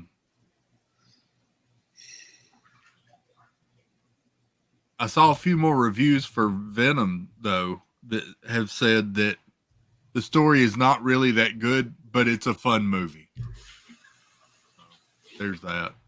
I saw a trailer, a different trailer than the normal trailer. I don't know if they made a new trailer for it or what, but I thought the new trailer looked pretty interesting, if nothing else. They say that the story is kind of dumb, mostly, but that it is a fun movie that you enjoy, and that surprisingly it does get a little emotional at the end. So there you go. Speaking of Venom, I saw a guy that had the best Venom costume. Oh, really? So he was wearing like a gray hoodie, and like his right arm was like stuck in the hoodie, and then his left arm looked like it was stuck in the hoodie, but his left arm was actually like the Venom coming like out. Did you see that on TikTok? I did. I saw that too. There's no way your arm wouldn't get tired holding it up that high, that long. Oh my gosh. It was pretty crazy though. Yeah, he was pretty flexible because it like comes from like behind his back, and he like makes it come out. Yeah, so his other arm's in his pocket, but it's not his real arm. Yeah. So he's got his arm up like this the whole time while he's running this arm. This arm's in Venom's mouth. Kelsey says, just watch Beetlejuice. Last night, the trailer made it look way better, but it was a movie that made you smile. Mike, what's up, buddy? There's Mike. Jersey Mike. Sam came in. Hey, Samantha, welcome in. We did get a release date for Spider-Man 4. That'll be coming into theaters July the 24th of 2026. Oh, that far away. Yes, it does not have a title yet. How do they already know that it's got? I mean, look, I give you say, hey, summer 2026, but to nail down a date more than a year and a half away, that's crazy. Is that a continuation of the Doctor Strange? I have a feeling this will pick up where No Way Home left off. He's on for 3 more movies at least, right? Yes, but that's unclear if that includes like an Avengers movie or just. Oh, see, I thought he was on 5 total, 3 main and 2. They keep going back and forth. Oh. Yeah. Ooh, Ohio State and Penn State Saturday, huh? They announced that Dustin Daniel Cretton is going to direct it. He previously directed Shang-Chi and the Legend of the Ten Rings. That's right. That's what this all was about, because he's finishing up the new Shang-Chi. Then he's going to go do Spider-Man. No word on the new Shang-Chi, actually. That apparently has got on hold or something. Really? Yes. He was supposed to direct one of the Avengers movies, and he left that project, and they've signed him to do this one. Can he not decide what he wants to do? Marvel is apparently having some. Oh, it's them? Deciding. Yeah. Here's a question. Can anybody name a current Avenger? Yeah. A current Avenger? Yeah. Fake news Captain America. There you go. The Hulk? Yeah, they're all, I mean, technically speaking, they're all still there, except for Iron Man and the real Captain America. Thor's still there. The Wonder Twins is still in fan. Spider-Man. Hawkeye. Yeah. We got to clean this up a little bit. I have a feeling. I think Marvel was pushing for 2 things to happen And now they're having to revamp those two things. I think they were pushing hard to do a Young Avengers, and I've got a feeling that has been totally scrapped. What you mean, like children? Yes. So like Like teenagers? yes. So like the Ant-Man kid, Oh, the that definitely needs to be Hawkeye scrapped. kid, Definitely needs to be scrapped. all of that stuff. Miss Marvel. Ms. Marvel. I have a feeling that Tommy maybe and that's why they Billy changed from it all. Tommy and Billy from WandaVision. You had the Hulk son that appeared at the end of She-Hulk. I don't even remember that. Okay, Yeah. so that Tommy and Billy. I don't want to. I guess I can't ask that without spoiling anything. Is this an Agatha thing? Yeah. Don't say it. All right, I won't say it. You can say this. Is the curly-headed kid from the first four, the one joining the Covenant or whatever, is that Tommy or Billy? Who? What? The one boy in the battle in the group of witches. Is that Tommy or Billy? Is his name Tommy or Billy? I believe that is one of the worst kept secrets. Yes. Oh. Well, okay, that's not what I meant. I meant, It's do we one of know them. Tommy or Billy? One of them. Well, no, not well. Yeah, let's just wait. Let me It finish is, but watching. it isn't. How many episodes? There's going 9. There's 2 more coming out Thursday. Oh, both of them are on Halloween to bring the That's last it. 2. 9 total. Last 2 are Thursday. It's so confusing. It is. And yeah. Someone gave Catherine Hahn an award last week. I saw that. They gave her an actual plaque for having the first female butt shown in the MCU. Oh, I get to see her butt. You've already seen that. That was in like episode 2. Episode 2. I don't remember. Yeah, that it could have Maybe been. that's how good this show is.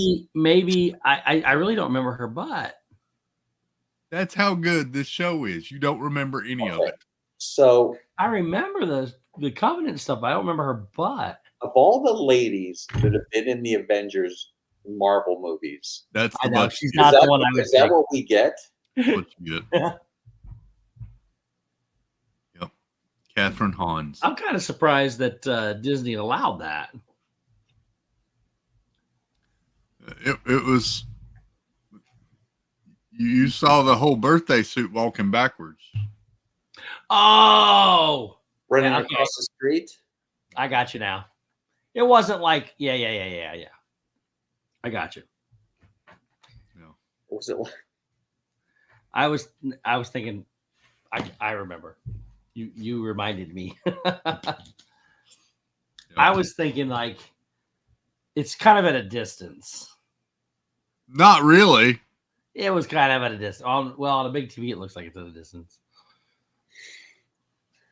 But again, of all the Marvel characters, Of all the Marvel characters.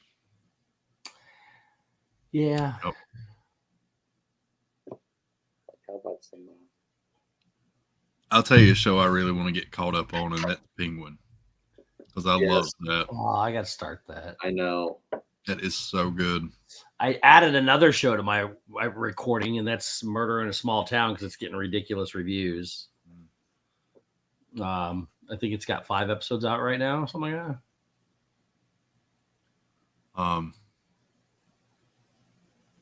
Don't do that. Go back. Don't do that. What'd you do? Clicking on things I didn't want to click on. I was saving to show the two of you after a while. Bad Boys Ride or Die is on Netflix now. Is it? I can watch it? You can watch it Sweet. on Netflix. Yep.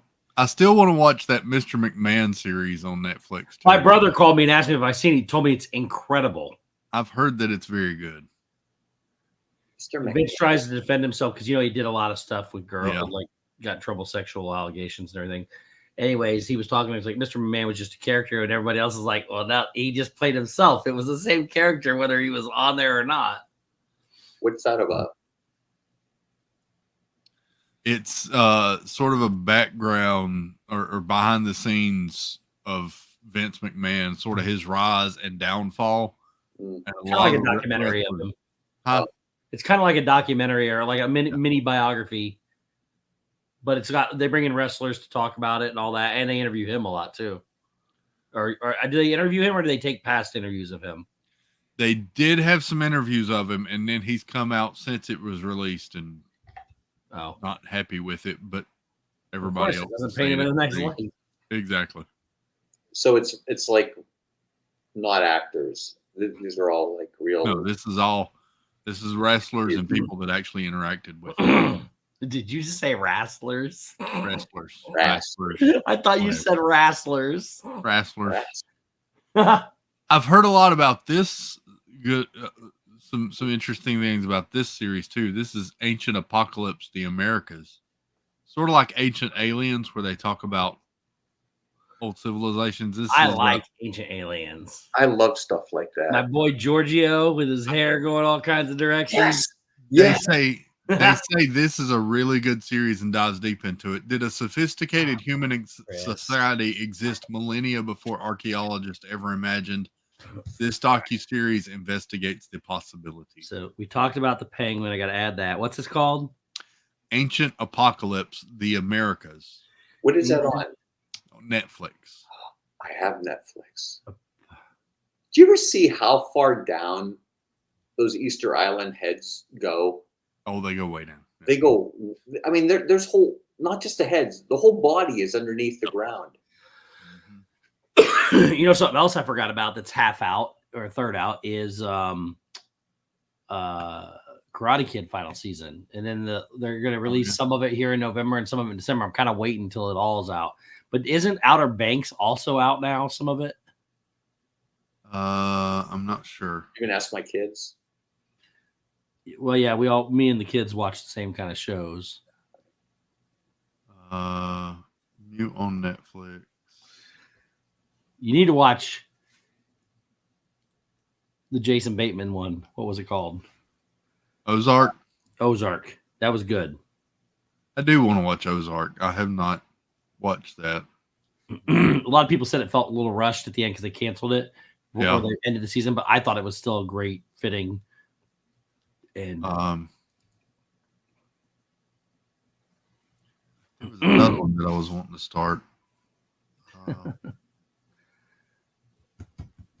There's Outer Banks, new season. Out now? Out now, season 4. 4 seasons. All of it? Let me go to season 4. Has got 5 episodes. Okay, so it's not all out yet. Outer Banks.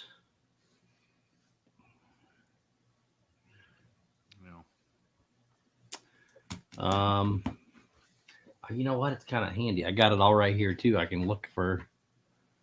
I kind of want Apple back though. Not gonna lie. There's a few shows on Apple I want to watch. There is something on Apple that I was really wanting to see. Well, Harrison Ford's new or his Shrink new season over there. Oh yeah. Try to find a series called The Americans Outstanding.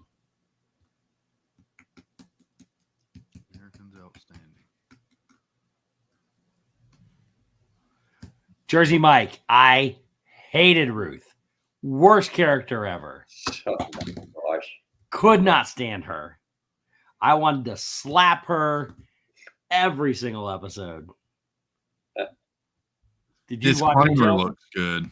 No, I haven't seen any of these shows. Oh my gosh, I hated Ruth so bad from that show.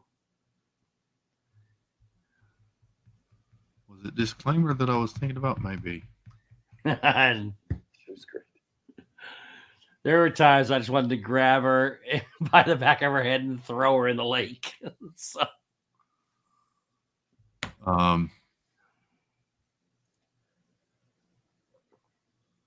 Yeah.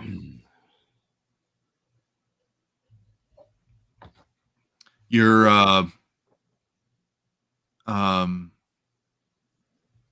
Trap, that M. Night Shyamalan movie starring Josh Hartnett, is on Max.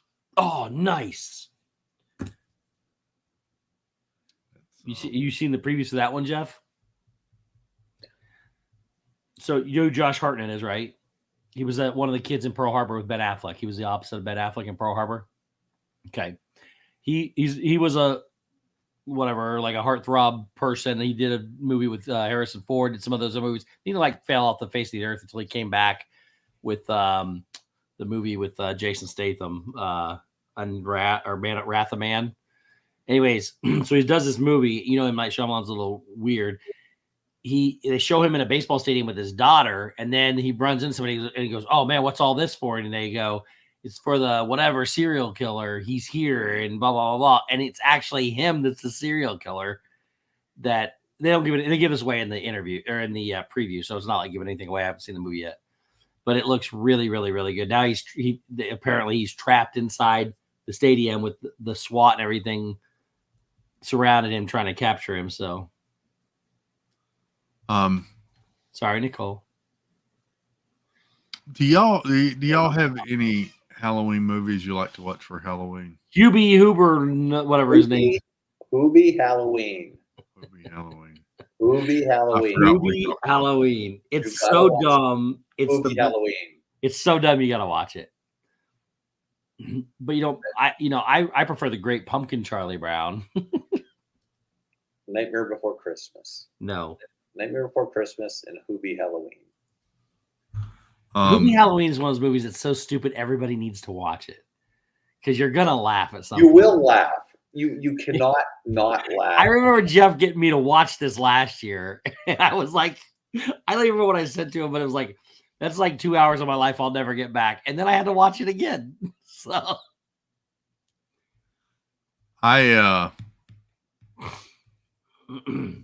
see, Wendy likes Ozark too, so I don't know if you want to watch it or not, Jeff. Jim tonight on More Sunshine Please. Jim plays retro commercials sometimes during his stream, and he played the original trailer for House on Haunted Hill. Yeah, the original one with Vincent Price. Who's that? I never watched that one. I watched the remake that came out in like 1999 with Femke Janssen and all of them. I think Owen Wilson was in that one, or Luke Wilson. So when I went back to Indiana, my niece was watching Scream 1. And I didn't know anything about it. And Matthew Lillard is it Matthew Lillard? Is that his name? Played one of the kids. He was also Shaggy in Scooby-Doo. And up a paddle or up a creek without a paddle. Anyways, he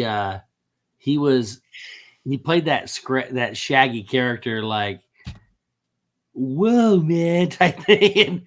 And he plays it and screams. I'm like, this is the dumbest thing I've ever seen in my entire life. Because I didn't watch him back in the day. And my niece was just loving it. And it was so bad. Courtney Cox was in it. David Arquette. It was just so terrible. Skeet Ulrich. David Arquette. Oh, that's right. Yeah. Yeah, he was in that. Yeah. Oh, that was such a terrible movie. Yeah, supposedly they're doing another one. Did you ever see the Michael Jackson video Thriller? Did you ever hear the song? He's the voice. He was in that video. And he's deep voice? Yeah. Okay, well, that doesn't tell me. He was a famous horror actor. Oh, I don't watch that kind of crap, so I wouldn't know who he is. But let me look him up. Is he still alive? No, I think he died in the 80s, maybe. Oh, good Lord. Well, Drew Barrymore is in that one. Okay, I have no idea who this guy is. He died in 1993. Good Lord, he was born in 1911. I know. He was old when I was 82 when he died. Yeah. Yeah, I don't know who he is. Or any of these movies that he was in. Oh, there's the one you just said. The one you said, the House on the Hill. House on Haunted Hill. He was in Edward Scissorhands? Yep. Must have been his last movie because he died shortly after that. 3 years. There's what was that Netflix series too? Oh yeah, I gotta watch that one too. I forgot. The Haunting of Hill House. That's the one on Netflix. Is that And like I've heard that one is very creepy.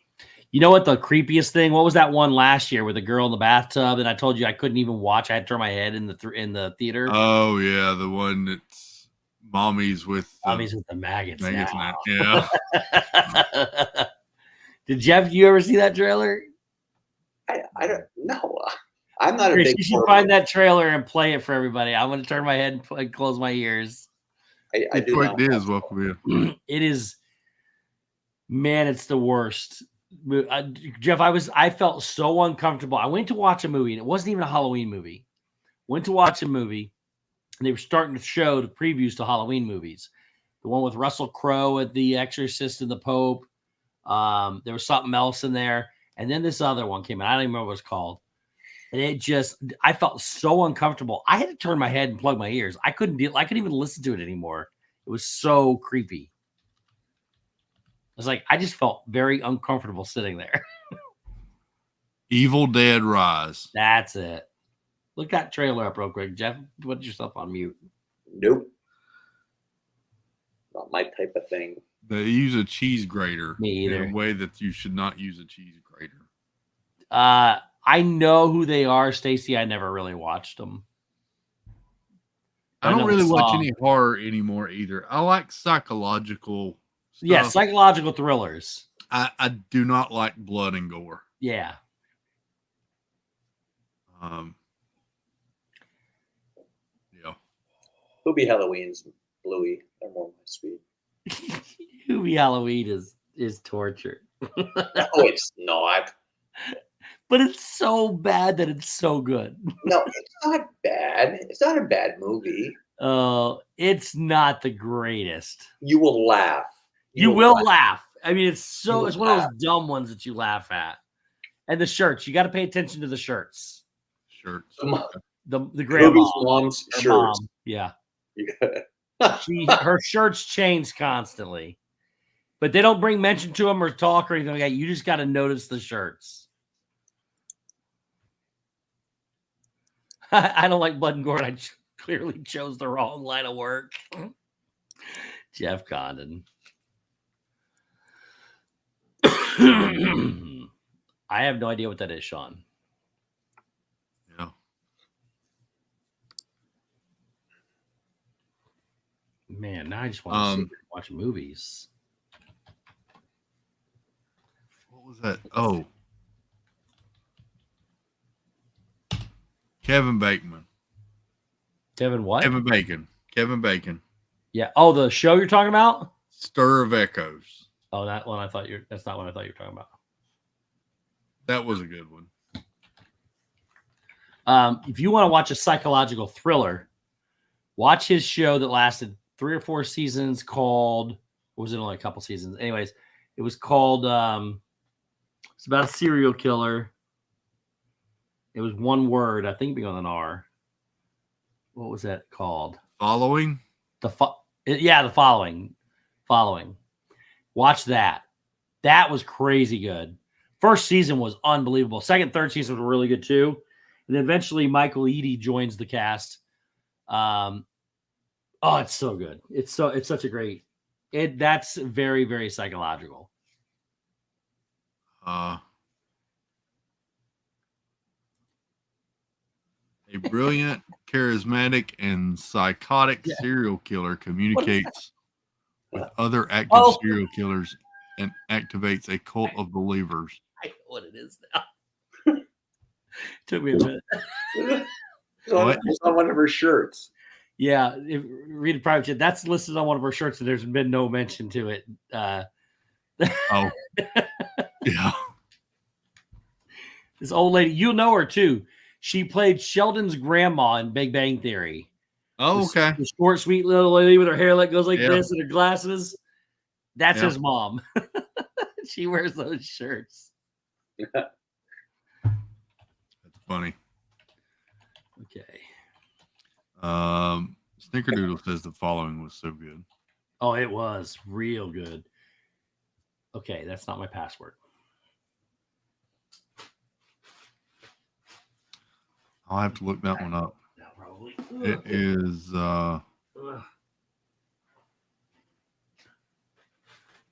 It's on some streaming service I've never heard of. Come here. Flex. Oh. On Flex. What's Flex? I don't know, but it's on there. Oh. Yeah, Apple has a show on there called Silo too, which I think the second season is supposed to come out. Silo was pretty good. Yeah. But it left me hanging, and I got to know the end, or I got to know what happens next. He was Ratigan in The Great Mouse Detective. Now, I know Ratigan. Really? Marguerite Nagy wants to know if you watch Godzilla movies. Oh, the new ones, not any of that old crap. I want to watch Godzilla -1. Is that the one that's subtitled? Yeah. I don't think I could sit through something like that. Werewolf by Night was good. I liked that. I enjoyed it. Sheldon's Meemaw on Young Meemaw, Sheldon. that's it. Potts. Yeah. Annie Potts. That is who it is. Oh, that's the wrong password. That's why.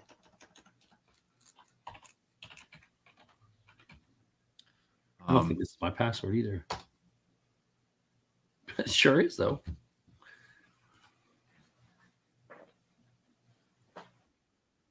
Wait. There's a new season of Lioness on Paramount Plus. I saw that. I remember watching it, so I'm going to have to watch that one. But then I also realized, what's the other show that was very similar? Citadel? Yes. And that's the one that's also subtitled? It is subtitled now. I will not be watching that either. I don't want to read a movie. Apparently, it was a big hit internationally, so there's several different countries coming out with. I would rather they dub over it and the mouth doesn't match the words than sit there and read it. Don't act like you don't know what I'm talking about. I know exactly what you're talking about. Okay, top 10 shows on Netflix in the U.S. today. Beauty in Black. Don't know what that is. Don't know that one. Saw it. Don't know Who's it. that? That's Kirsten Dunst. Or, yeah. Isn't Kirsten Dunst the one that's married to Spider-Man? Dax? Spider-Man. Dax Shepard. And isn't that Kirsten Dunst? No. I don't know about What's that. her name? He was in the original Spider-Man with Tobey Maguire. Dax Shepard is married to the girl from On I Know. Yeah, she got the really bright blue eyes. It's not I know it's not Kirsten. She's a cheerleader. Who is this other one though? Kirsten. Who? Kirsten? That's what I said though. It's not Kirsten. Kristen Bell. Bell. Okay, she is in this called Nobody Wants This. And I saw previews for this, and it looked actually pretty good.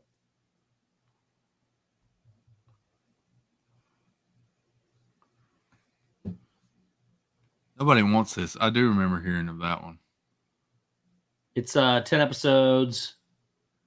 It's ranked number 6 in the U.S. today. How do I add this to my list? Or is it already on my list? Is it the check mark? Nope, it was already on my list. That's why. The check mark means it's already there. The plus means you can add it. Oh, that's they got the Menendez brothers thing on there now called Monsters. Yeah, on Netflix. But did you see where the guy recommended? Oh, here's a good show for you. Here's a weird show for you on Netflix. It's dubbed. So that's why I said I don't care about it. It is. Yeah, you won't like it. Never mind. I'll talk about it later. I'll discuss it backstage. Okay.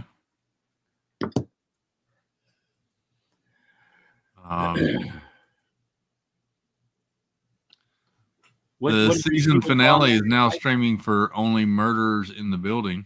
What is it? The season finale. Is it on now? Is on now. Okay, sweet. So I can finish that up. I got 4 more episodes of that, I think. That's good too. Lost is I got Lost on my on my watch list. I want to watch it again. Oh, the new Sing is out now. Sing Thriller, the Halloween singer. Oh yeah. All that. Black Sails. Did you ever watch that? No.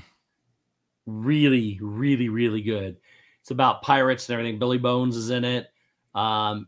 It's really good. You like that one? It had 4 seasons. And then if you watch that, you might like Vikings. Vikings is a little different. It's not pirates, it's Vikings. But it was good. Travis Fimmel's in that. He was the main guy in World of Warcraft. And then Prison Break. Did you ever watch Prison Break? I remember Prison Break. Yeah. Oh, that was so good. I think he was the same guy that was in League. What was it? League of What are Extraordinary, those CW shows? League of Extraordinary Gentlemen. No. League of Legends. Who are you talking about? The guy from Prison Break. Well, Dominic Purcell or Wentworth Miller? The big boy or the little boy? The smaller one. Oh, that's Wentworth Miller.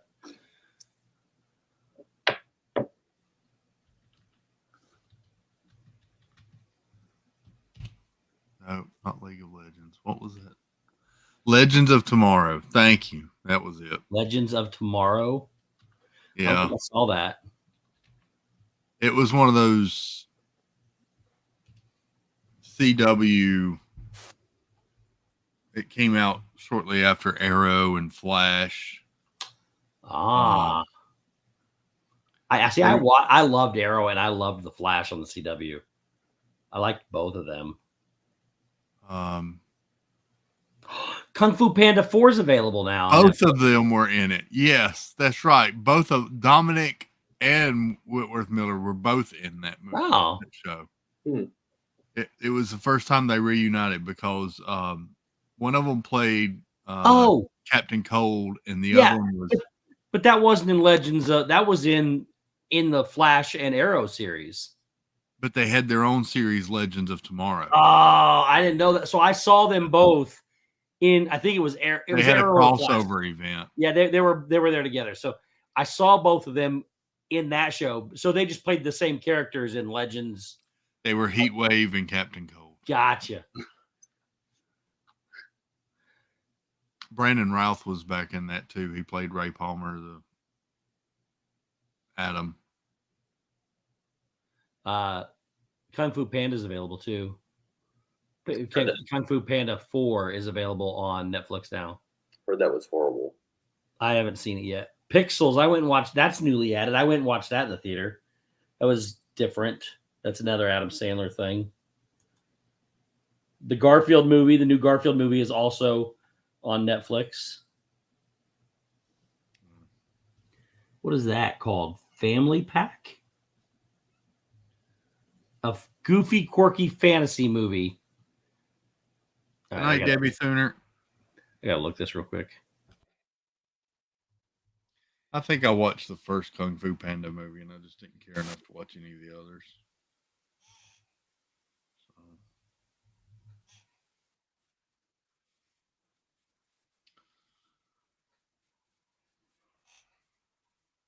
What we doing tomorrow night, Steve, on this and that? We are. That actually looks pretty funny. This thing called Family Pack. We are talking. Sweet. We're going to talk about a few things. Okay. Some new news, including the fact that Jelly Rolls is shutting down. Yeah, I saw that. So,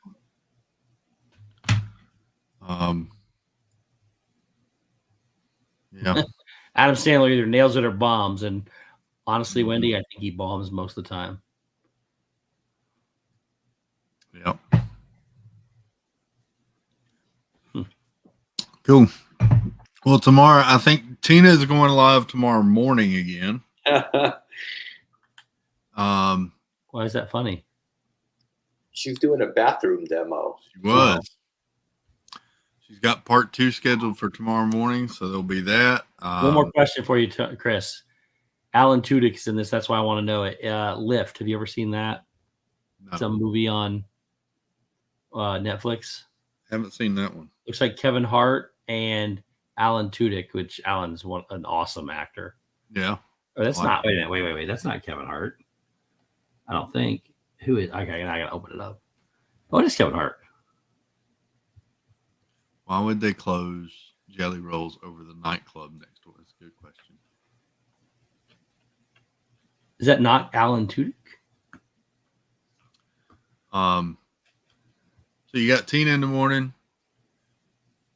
maybe again in the afternoon. Was that Sam Worthington?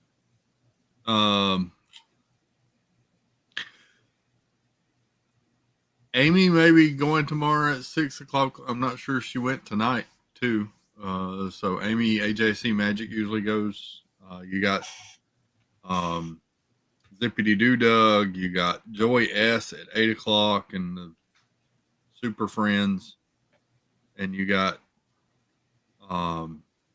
this and that at 9 o'clock tomorrow night. It's a Wednesday full of streams. Of stuff. Yes. Wednesday. Tune into the YouTubes and you'll have plenty of stuff to watch. Netflix is recommending Hubie Halloween to me. As it should. Good job, Netflix. Sorry, go ahead.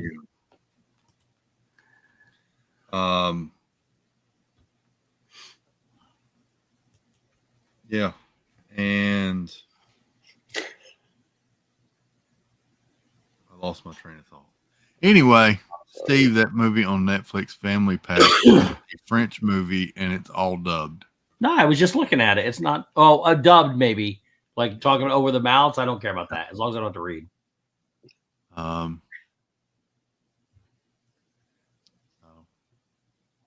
Go vote. Go vote. Go vote. Boom. Do it early because you may not get in on election day. I have a feeling it's going to be a record number of voters. Might be wrong. We'll be back Thursday night with Sean. Halloween coverage and costumes and friends. I've invited a few people we don't usually see on the Chills. Oh. That are going to come dressed up. Ooh. All I will say is all right, all right, all right. Oh. I know who that is. Yep. That's your teaser. Hope you all have a good night and a wonderful Wednesday. You made it to Hump Day. Congratulations. Hey. We will see you back here Thursday for Halloween. Hope you have a great day. Take care. Say hey to this and that tomorrow night. Love you all. Come on over. Bye, toodles.